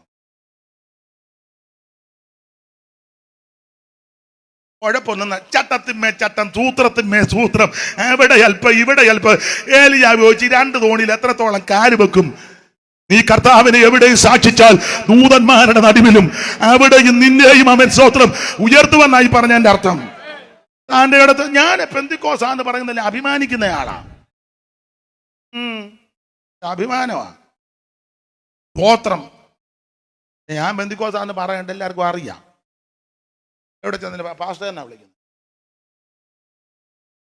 സ്തോത്രം അറിയാം, ദൈവത്തിന്റെ മകത്വം എവിടെ ചെന്നാലും അറിയാം. അറിയണമല്ലോ, ഇതാരും അറിയരുത്. ഞായറാഴ്ച വരുമ്പോ ബന്ധുക്കോസായിരുന്നു, പാസ്റ്റായിരുന്നില്ലേ ഞായറാഴ്ച അവിടെ ഗുണ്ട നിൽക്കും പോലെ നിൽക്കുന്നത്.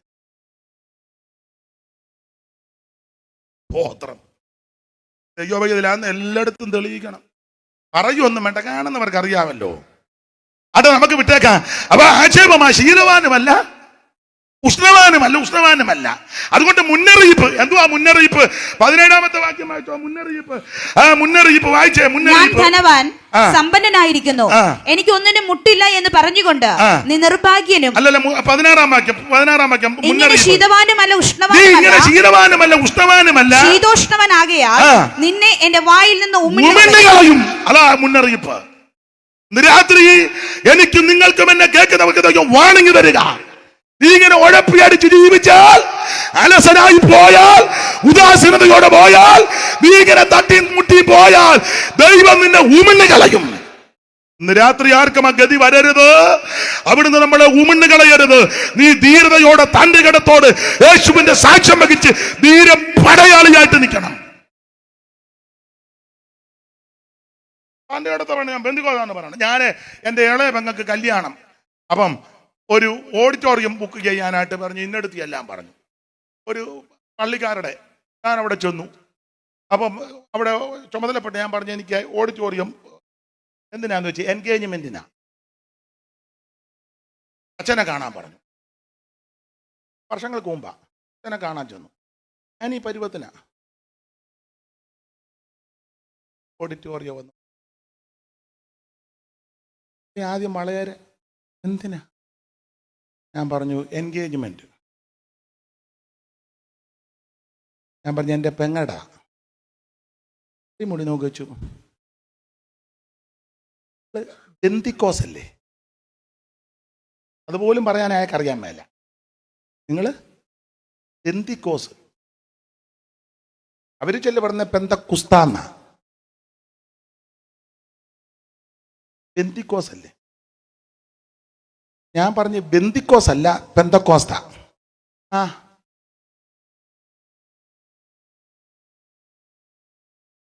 പിന്നെ പുള്ളി ചോദിക്കുക, നിങ്ങളിവിടെ കിടന്ന് പ്രാർത്ഥിക്കുകയല്ലേ?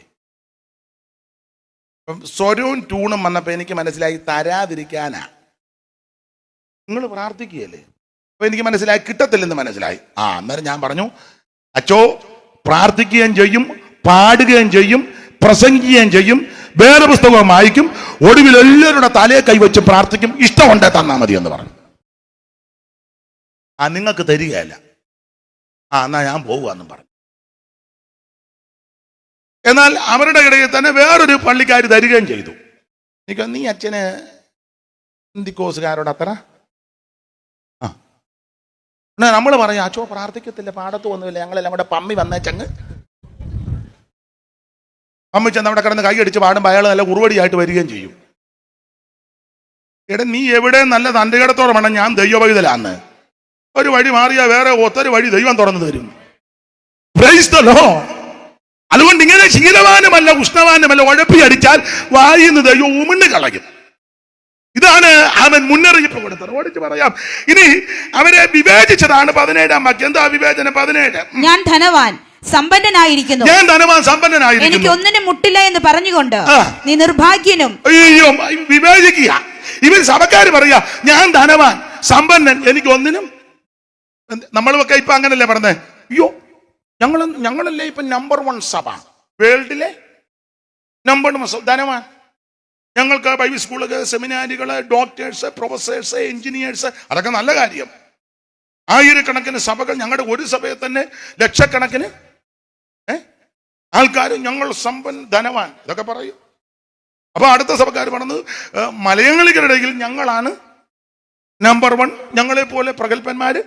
ഒരാൾ എന്നോട് പറഞ്ഞു, കൺവെൻഷൻ പ്രസംഗകരില്ല, ഇതിനകത്തില്ലയോ കിടക്കുന്നേ? ഏതിനകത്താന്ന് എന്നോട് ചോദിക്കരുത്, എന്നോട് പറഞ്ഞതാ. ഞാൻ സമ്പന്നൻ, ധനവാൻ, വലിയ ഹാളും ഒക്കെ പണിതു, കൺവെൻഷൻ അവിടെ, അതൊക്കെ നല്ലത്, ആവശ്യമാണ്. ഉമ്മായിരുന്നങ്ങ് ചീർക്കുക. പക്ഷേ കർത്താവ്, അക്കനിയാലയ്ക്കൊത്തുള്ള കണ്ണുള്ള കർത്താവ് നോക്കിയാൻ പറയാ, നിന്നെ പോലൊരു ദരിദ്രവാസി, ഇതുപോലെ ഗതികേട് പിടിച്ചൊരുത്തൻ, അരിഷ്ടൻ. ഹോശിയ പ്രവചനത്തിൽ എബ്രഹീമും അങ്ങനെ തന്നെ പറഞ്ഞേ, ഞാൻ സമ്പന്നനാണ്. ഞാൻ ആ ഭാഗത്തേക്കൊന്നും പോകുന്നില്ല. കർത്താവ് അക്കനിയാലയ്ക്കൊത്തുള്ള കണ്ണുള്ളവനാ. നമ്മളെല്ലാം തൃപ്തിപ്പെട്ടിരിക്കുക. വീടായി, വണ്ടിയായി, ചുറ്റുപാടായി, പരുവക്കേട് മാറി, ആ കാക്കക്കേടെല്ലാം മാറി, പിള്ളേരൊക്കെ അങ്ങോട്ടും ഇങ്ങോട്ടും പോയി, ഇഷ്ടം പോലെ കാശുണ്ട്, വസ്തുവുണ്ട്, വീടുണ്ട്, നല്ല വീട്, ചുറ്റുപാട്. ഇതൊന്നും പണ്ടില്ലായിരുന്നു. ഇപ്പം എല്ലാം ഉണ്ട്, നല്ല ഹോളും ഒക്കെ ഉണ്ട്, AC ഒക്കെയാണ്, എല്ലാം ഉണ്ട്. ഫണ്ടിൽ കാശും കിടപ്പുണ്ട് മിക്ക സഭയ്ക്കും, ഇഷ്ടം പോലെ ഉണ്ട്. കൊടുക്കുകയാണെന്നേ ഉള്ളൂ, ഇഷ്ടം പോലെ കിടപ്പുണ്ട്. ഞാൻ സമ്പന്നൻ, ധനവാൻ, പക്ഷേ ആത്മീക ദാരിദ്ര്യം, ഇതാ ദൈവം നോക്കുന്നത്. അത് പാടില്ല. ഓടിച്ചു പറയാ, ഇങ്ങനെ കർത്താവ് നന്നായിട്ട് ഇവരെ ഒന്ന് വിവേചിച്ചു. ഇനി പ്രബോധനമുണ്ട്.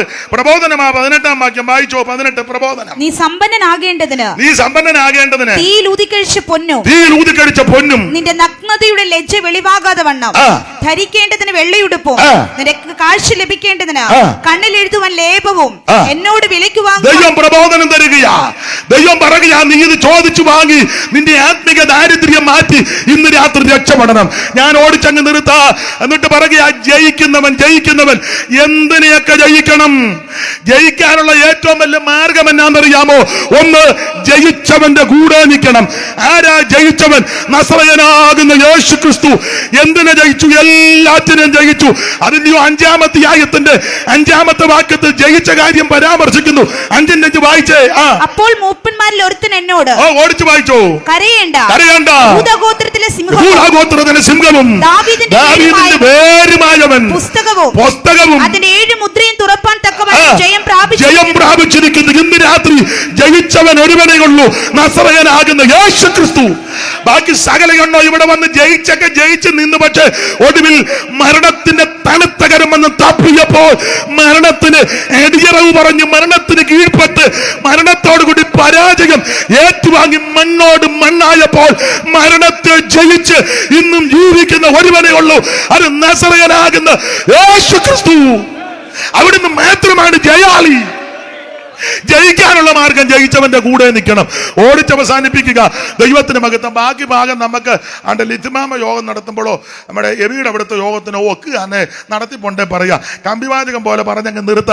എന്തിനെയൊക്കെ ജയിക്കണം? 7 സഭകളിൽ കൂടി ഒന്ന് കയറി ഇറങ്ങിയാൽ ജയിക്കേണ്ട കാര്യം പറഞ്ഞങ്ങ് വിടാം, വിസ്തരിക്കാൻ നേരമില്ല. എന്തിനെയൊക്കെ ജയിക്കണം? ദൈവത്തിന് സ്തോത്രം. ഒന്ന്, കള്ള അപ്പോസ്തലന്മാരെ ജയിക്കണം. 2-ാം അധ്യായത്തിന്റെ 2-3 വായിച്ചേ. 2-ാം അധ്യായം 2-3. അവന്റെ പ്രവൃത്തിയും പ്രയത്നവും സഹിഷ്ണുതയും കൊള്ളരുതാത്തവരെ നിനക്ക് സഹിച്ചു കൂടാത്തതും അപ്പോസ്തലന്മാരല്ലാതിരിക്കെ തങ്ങൾ അപ്പോസ്തലന്മാർ എന്ന് പറയുന്നവരെ നീ പരീക്ഷിച്ച് കള്ള അപ്പോസ്തലന്മാരെ ജയിക്കണം കേട്ടോ. അപ്പോസ്തലൻ അയക്കപ്പെട്ടവനാ. എന്തിന്? ഒരു രാത്രി മുഴുവൻ യേശു പ്രാർത്ഥിച്ച 12 പേരെ തെരഞ്ഞെടുത്തത് തന്നോടുകൂടെ ഇരിപ്പാൻ, ഭൂതങ്ങളെ പുറത്താക്കുവാൻ, രോഗികളുടെ കൈവച്ച് സൗഖ്യം വരുത്തുവാൻ, ദൈവത്തിന്റെ വചനം ശുശ്രൂഷിപ്പാൻ അവിടുന്ന് അപ്പോസ്തലന്മാരെ അയച്ചു. അതാ അപ്പോസ്തലൻ. എന്താ അപ്പോസ്തലന്റെ ലക്ഷണം? അത്ഭുതങ്ങളാലും അടയാളങ്ങളാലും വെളിപ്പെടുന്നില്ലയോ? അപ്പോസ്തലൻ ആരാ? ഉപദേശ വിഷയത്തിൽ അറിവുണ്ടായിരിക്കണം. അല്ല, ഉപദേശം ചോദിക്കുമ്പോൾ യേശുവിന്റെ രക്തം ചോദിച്ചു വരുന്ന പോരുകളെ പത്രോസ് പറഞ്ഞ നിങ്ങളിലുള്ള പ്രത്യാശയെക്കുറിച്ച് ന്യായം ചോദിക്കുന്ന ഏവനോടും അവന്റെ കൊങ്ങായിക്ക് പിടിക്കണമെന്നാണോ? പത്തനാപുരത്തെങ്ങാണ്ട് ഒരു യോഗം നടത്തുമ്പോൾ ഉപദേശപ്പശു പറഞ്ഞപ്പോൾ ഒരാൾ ചോദിച്ചു, പക്ഷേ അങ്ങനെ അല്ലല്ലോ ഉപദേശം, തെളിയിക്കാൻ വരാൻ പറഞ്ഞു. സ്റ്റേജിന്റെ പുറകിൽ കൊണ്ടുവച്ച് ചോദിച്ചു, ഇത്രയും തെളിവ് മതിയോ? അവൻ പറഞ്ഞു, അത് മതി, ഇനിയും തെളിവ് വേണ്ടെന്ന്. ഇപ്പോഴത്തെ അപ്പോസ്തലന്മാരല്ല അങ്ങനെ തെളിയിക്കുന്നത്. അവന്റെ അടിനാവി നോക്കി ഇനി ആയുസിൽ സംശയമായിട്ട് പുള്ളി ചോദിച്ചു, ഇനിയും തെളിവ് വേണം. വേണ്ട, ഇത്രയും തെളിവ് മതിയെന്ന്. അതാണോ അപ്പോസ്തലൻ? ഉപദേശപരമായ വിഷയത്തിൽ തെളിച്ചു കൊടുക്കണം. അപ്പൊല്ലോസ് കൊരിന്തിലിരിക്കുമ്പോൾ പൗലോസ് ഉൾപ്രദേശങ്ങളിൽ കൂടി സഞ്ചരിച്ച് എഫെസോസിലെത്തി. നിങ്ങൾ വിശ്വാസികളാണോ? അയ്യോ, പിന്നെ ഞങ്ങൾ ശിഷ്യന്മാരെ കണ്ട പിന്നെ പഴയ കാലം പണ്ട് ചെറിയ കളത്തി പാപ്പിച്ചാന്റെ കാലത്ത് പ്രധാനമായതുകൊണ്ട് അങ്ങനെ പറഞ്ഞു. ഇറങ്ങിയതാ ഒന്നേ പോത്തച്ഛൻ.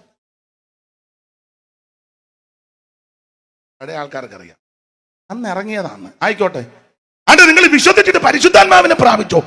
ഉണ്ടെന്ന് പോലും നിങ്ങൾ തമ്പേറ തല്ലി പൊട്ടിക്കുന്നേ. അത് ഞങ്ങൾ കുമ്പനാട്ടി തൊണ്ണം മേടിച്ച് കമത്തിയിട്ട് അട്ടിക്കുക, തീ കത്തിക്കുക, ഈ തള്ള കത്തുകയില്ല ഇങ്ങേരൊട്ടിനെയും. ഉടനെ പൗലോസ് ചോദിച്ചു, നിങ്ങളുടെ സ്നാനം ഏതാ?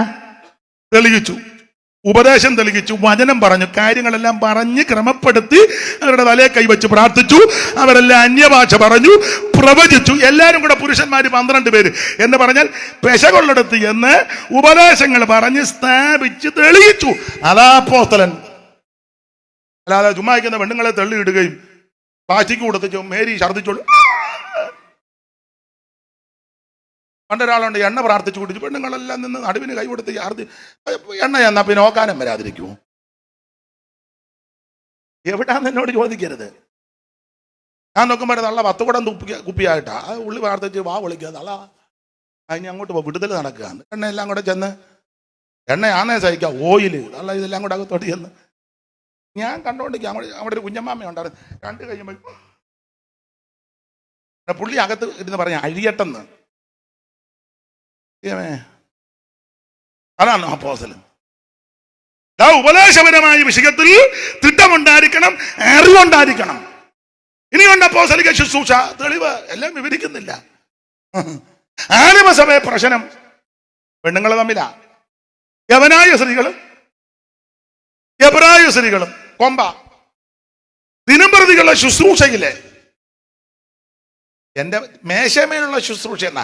മേശയിൽ നിന്ന് 2 ആശയമാണെന്നാ. ഒന്ന് ധനപരം, 2 ഭക്ഷണം. നമുക്ക് ഭക്ഷണം എടുക്കാതാന്നല്ലോ കുറച്ചുകൂടെ സന്തോഷം. കാശിന്റെ കാര്യം പറയുമ്പല്ലേ സങ്കടം. വിളമ്പുന്ന വിഷയത്തിലെ വേറുകൃത്യം. പല്ലുവീട്ടിലെ കൊച്ചമ്മയ്ക്ക് നടുനുറുക്ക്, ചരിയുറമ്പിലെ മേരിക്ക് വാല്. മേരി വാലേ നുള്ളി വെച്ച് നടുനുറുക്ക് നോക്കിയിരിക്കുക. നിങ്ങൾക്ക് മനസ്സിലാകാരിയാണോ അതോ എന്നെ പൊട്ടം കളിപ്പിക്കുകയാണോ? ഇത് ദിനംപ്രതിയുള്ള ശുശ്രൂഷ. ഒന്നാന്നേ സഹിക്കാം. അപ്പൊ അത് പ്രശ്നമായിട്ട് എൻ്റെ ഭാഷയാ. പെണ്ണുങ്ങളെല്ലാം കൂടി അടിയന്തര കമ്മിറ്റി കൂടി ഒരു ബില്ലും ഒക്കെ പാസ്സാക്കി പത്രോച്ചെടുക്കുന്ന പീറ്ററച്ച സഹിച്ചു മടുത്തു. ഇനിയിപ്പം ഒക്കത്തില്ല. അതുകൊണ്ട് എന്നാ ഇനിയിപ്പം ആരും വിളമ്പണ്ട, അച്ചായൻ അങ്ങ് വിളമ്പിയാൽ മതി. എന്നാ തവി ഇങ്ങോട്ട് താന്നല്ല പറഞ്ഞ്. ദൈവവചനം ഉപേക്ഷിച്ച് മേശമേ ശുശ്രൂഷിക്കുന്നത് ഞങ്ങൾക്ക് വിഹിതമല്ല. അതുകൊണ്ട് നിങ്ങളുടെ ഇടയിൽ നിന്ന് ജ്ഞാനവും നല്ല സാക്ഷ്യവും പരിശുദ്ധാത്മ നിറവുള്ള 7 പേരെ തെരഞ്ഞെടുക്കട്ടെ. അവര് മേശമേൽ ശുശ്രൂഷിക്കട്ടെ. നിർത്തരുത്. അടുത്ത വാക്യം, ഞങ്ങളോ പ്രാർത്ഥനയിലും വചന ശുശ്രൂഷയിലും ഉദ്ധരിക്കും. ഇത് അപ്പോസ്തലിക ശുശ്രൂഷ. പക്ഷേ സഭയുടെ ഒടുവിലെ കാലമായപ്പോ കള്ളയപ്പോസ്തലന്മാർ ഒത്തിരി വന്നു. അപ്പോൾ ദൈവമക്കൾ കള്ളയപ്പോസ്തലന്മാരെ തിരിച്ചറിയണം, അവരെ ജയിക്കണം, നിന്നെ കൊണ്ട് കുരുക്കരുത്. ഇപ്പൊ നമ്മുടെ കൺവെൻഷൻ ആണെങ്കിലും ഉപദേശിക്കുള്ളവരെ അല്ലല്ലോ വിളിക്കുന്നത്, ആണോ? അല്ല. നമുക്ക് അങ്ങനെയല്ലോ ആള് കൂടണം, ഒരോളം. ഉപദേശ ഐക്യമുള്ളവരെ അല്ലല്ലോ വിളിക്കുന്നത്. ഇതിനൊരു ഉപദേശ ഐക്യമുണ്ട്. ഞാനെപ്പോഴും എല്ലായിടത്തും പറയും, 5 ദിവസത്തെ യോഗം 5 ഉപദേശക്കാരെയാ വിളിച്ചേക്കുന്നത്.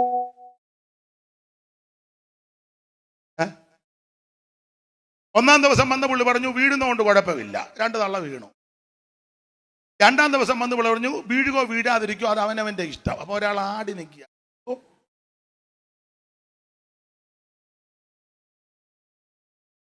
മൂന്നാം ദിവസം വന്ന വീഴുന്നതുകൊണ്ട് കുഴപ്പമില്ല, കണ്ടമാന ഉരുളരുതെന്ന്. 4-ാം ദിവസം വന്ന പുള്ളി പറഞ്ഞു തുണയുണ്ട് എന്നെ ഒന്ന് വീഴിക്കാൻ. 5-ാം ദിവസം വന്ന പുള്ളി പറഞ്ഞു ഇതൊന്നും ശരിയല്ല. 5 ദിവസവും യോഗത്തിന് വന്നവർ ആകെ പ്രശ്നവുമായി. ഏതാ ശരി? ഉപദേശ ഐക്യമില്ലേ വരുന്ന കുഴപ്പമാണ്. ഒന്നുകൂടെ പറയാം. 1-ാം ദിവസം വന്ന പുള്ളി പറഞ്ഞു ആഭരണം വിടുന്നത് കൊണ്ട് തെറ്റില്ല. 2-ാം ദിവസം വന്ന് പുള്ളി പറഞ്ഞു കണ്ടമാന വിടരുത്.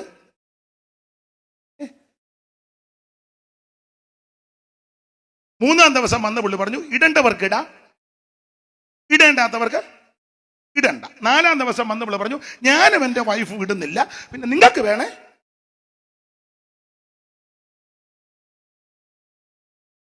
സങ്കടപ്പെട്ടിരിക്കും. ഉപദേശി ഐക്യം വേണം.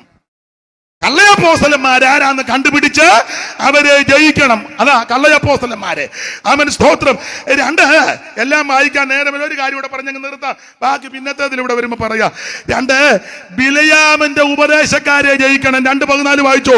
2:14 എങ്കിലും നിന്നെ കുറിച്ചൊരു കുറഞ്ഞൊരു കുറ്റം പറവാനുണ്ട്. ഇസ്രായേൽ മക്കൾ വിഗ്രഹാർപ്പിതം തിന്നേണ്ടതിനും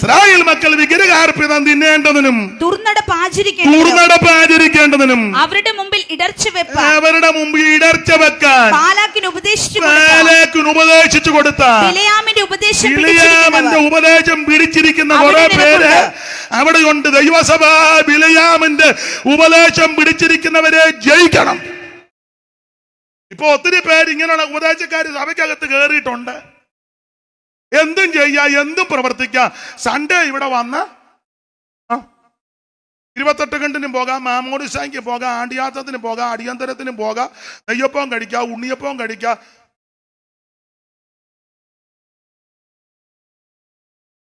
എല്ലാം കൂടാം, എല്ലാം കഴിക്കാം. ശരിയാ, വാട്ടീസ് അടിക്കാം, 2 പോകാം, കൂടുതൽ പോകാം. മൂക്കിക്കൂടെ വിടരുത്, വായിക്കൂടെ ആന്നേ കുഴപ്പമില്ല, 2 സ്ഥലത്തൂടെയും കൂടെ.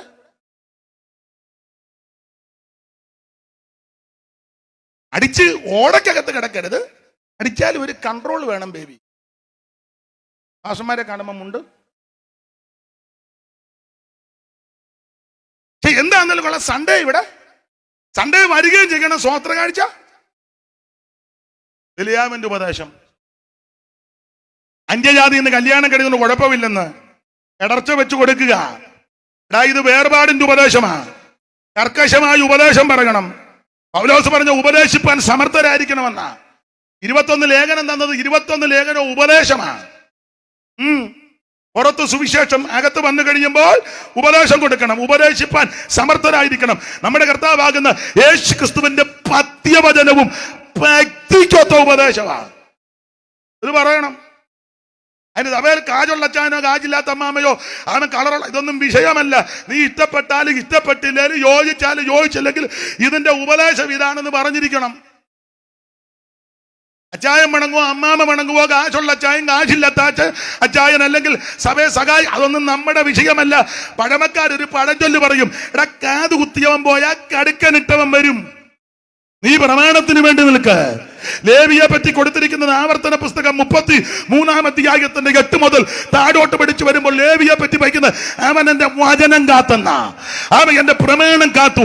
ഇന്ന് ആ വാക്യം ഒന്ന് വായിച്ചങ്ങ് നിർത്തിയ കഥയോ ഒക്കുള്ളൂ. വായിച്ച മോള് ആവർത്തന പുസ്തകം 33-ാം അധ്യായത്തിന്റെ 8 മുതൽ താഴോട്ട് വായിച്ച് പഴയ നിയമത്തിന്റെ മധ്യസ്ഥനാകുന്ന മോശ ഗോത്ര സമുച്ചയങ്ങളെ സംബന്ധിച്ച് ആത്മാവിൽ പഠിക്കുന്നതിന് മുന്നേ ദൂത് പറയുമ്പോൾ ലേവിയെ പറ്റി പറഞ്ഞ ഭാഗം 33-ന്റെ 8 മുതൽ വായിച്ചവൻ ലേവിയെ കുറിച്ച് അവന് പറഞ്ഞത് നിന്റെ തുമ്മീമും നിന്റെ ഉമ്മയും ഊറിയും നിന്റെ ഭക്തന്റെ പക്കലിരിക്കുന്നു. നീ മസകിൽ വെച്ച് പരീക്ഷിക്കുകയും കലകജലത്തിൽ പോരുകയും ചെയ്തവന്റെ പക്കൽ തന്നെ. അടുത്ത വാക്യം, അവൻ അപ്പനെയും അമ്മയെയും കുറിച്ച് ഞാൻ അവരെ കണ്ടില്ല എന്ന് വാളെടുത്ത് പുറപ്പാട് 32 ഇവൻ വാളെടുത്ത് കഴിഞ്ഞപ്പോൾ അപ്പനാന്നോ അമ്മയാന്നോ ഉപ്പാപ്പനാന്നോ എന്നൊന്നും നോക്കിയില്ല. ഈ സഭയിൽ ശുശ്രൂഷിക്കുമ്പോൾ അപ്പനെന്നോ അമ്മയെന്നോ ഭാര്യയെന്നോ മക്കളെന്നോ ഉപ്പാപ്പനാ കൊച്ചപ്പനൊന്നും നോക്കരുത്. അവൻ അപ്പനെ കുറിച്ചും അമ്മയെ കുറിച്ചും ഞാൻ അവരെ കണ്ടില്ല എന്ന് പറഞ്ഞു. ഞാൻ അവരെ കണ്ടില്ല എന്ന് പറഞ്ഞു. സഹോദരന്മാരെ അവൻ ആദരിച്ചില്ല എന്ന് പറഞ്ഞാൽ അവരെ കൊങ്ങാക്കി പിടിച്ച് ഞെക്കുന്നല്ല. ഉപദേശം പറഞ്ഞപ്പോൾ ചേട്ടനാന്നോ അനിയനാന്നോ കസിനാന്നോ ഇതൊന്നും വിഷയമല്ല. അത് അങ്ങനെ ആയിരിക്കണം. അടുത്ത വാക്യമായിരുന്നു, സ്വന്തം മക്കളെന്ന് ഓർത്തത്. പിള്ളേരെ ഓർത്തില്ല. പിള്ളേരെ എന്റെ പിള്ളേർക്ക് എന്തും ചെയ്യാം, മറ്റവന്റെ പിള്ളേർ ചെയ്താൽ അടിയന്തര കമ്മിറ്റി. എന്റെ മോന് 5 കെട്ടാം, മറ്റവന്റെ മോൻ 2 കെട്ടുമ്പോൾ എന്റെ 5 കെട്ടി ചേച്ചി ഞാൻ പിന്നെ നിൽക്കുക, ഇനി നിന്നെ കെട്ടിക്ക, അവനെ കെട്ടാൻ തന്നെ നിൽക്കുക.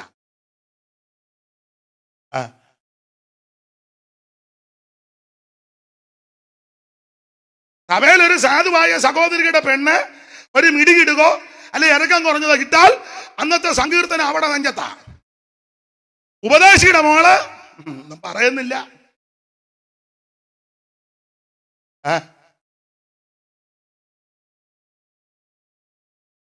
ഒന്നുമല്ല, നിന്റെ താന്നേലും കൊള്ളാം, എന്റെ താന്നേലും കൊള്ളാം. ദൈവവചനം പറയുമ്പോ ഉപദേശം പറയുമ്പോ തീർത്ത് പറയണം. പിന്നെ ചിലക്ക് പറഞ്ഞേച്ച് വീട്ടിൽ ചെല്ലാനൊക്കെ അതില് പെമ്പളയും കൊച്ചുങ്ങളും ക്ലിത്തായിക്ക് പിടിക്കാം. അങ്ങനെ ക്ലിത്തായിക്ക് പിടിക്കുന്ന പേടിയുള്ളവൻ ഈ വേലയ്ക്ക് ഇറങ്ങരുത്. ഞാൻ വളരെ പ്രാഗൽഭ്യത്തോടെ പറയാ, ഞാൻ വചനം ശുശ്രൂഷിക്കാൻ വന്ന ഇടമലം നോക്കുകയല്ല.